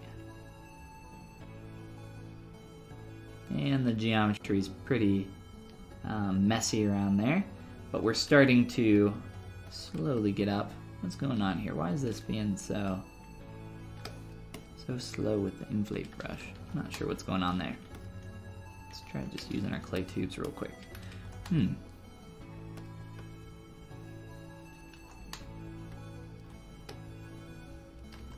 Not sure at all. So let's do a quick re-Dynamesh there. Let's do it again. Do I have something hidden? I had okay, we're good. Dynamic subdiv was turned on. I think we should be fine now. Yes, there we go. That's normally what I expect from the inflate brush. Alright, so we can start inflating around this area. Start getting that to feel more integrated. You know, you can smooth that out a little bit later. If you want the tooth to feel like there's more of a bulge underneath the gum, can start to add in some additional form around there. But yeah, that's kind of the quick basic rundown on that. So we will be doing some more work on our mouth as well as our body. This is adorable up here, our little center unicorn ear of a horn of an ear. But I think that's going to be a great place for us to stop for today. Wow, we actually made some pretty good progress on this. I didn't think we'd get quite this far in the face, but we spent most of our time in the head and the face. I think the rest of this in the body will work on next week, because tomorrow I won't be able to stream. I got some other stuff that I need to take care of. And then Friday we're doing our live critiques. Again, if you guys want to get in on the live critiques, all you have to do is shoot me an email, follygon@gmail.com, send me a Z-tool, and just some information about what you would like me to critique about your figure, what you're creating it for. The more information, the better, essentially. Let me do a quick save here. I'll just do a quick save and we'll pick this up later. But again, let's see. Check out my stuffs. There's links below. Gumroad, ArtStation, whatever. You guys know the drill. Other than that, you guys have a fantastic rest of your Wednesday and Thursday tomorrow. And I hope to see you guys on Friday for our live critiques. Baby Shark, do. That's right. What's going on, Hawk? You came in just at the last second. Also, Sneeman. Fantastic reference, yes.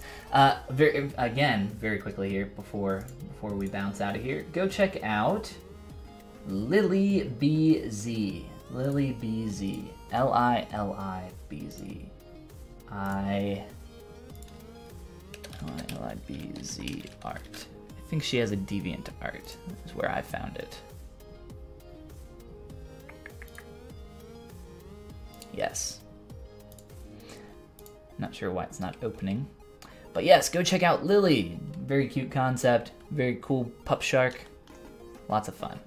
Alright. Again, you guys have a great rest of your day, and I will see you next time. For those that are joining us a little bit late, all the stuff gets uploaded on my YouTube channel, link below, and I'll see you next time. Bye, guys.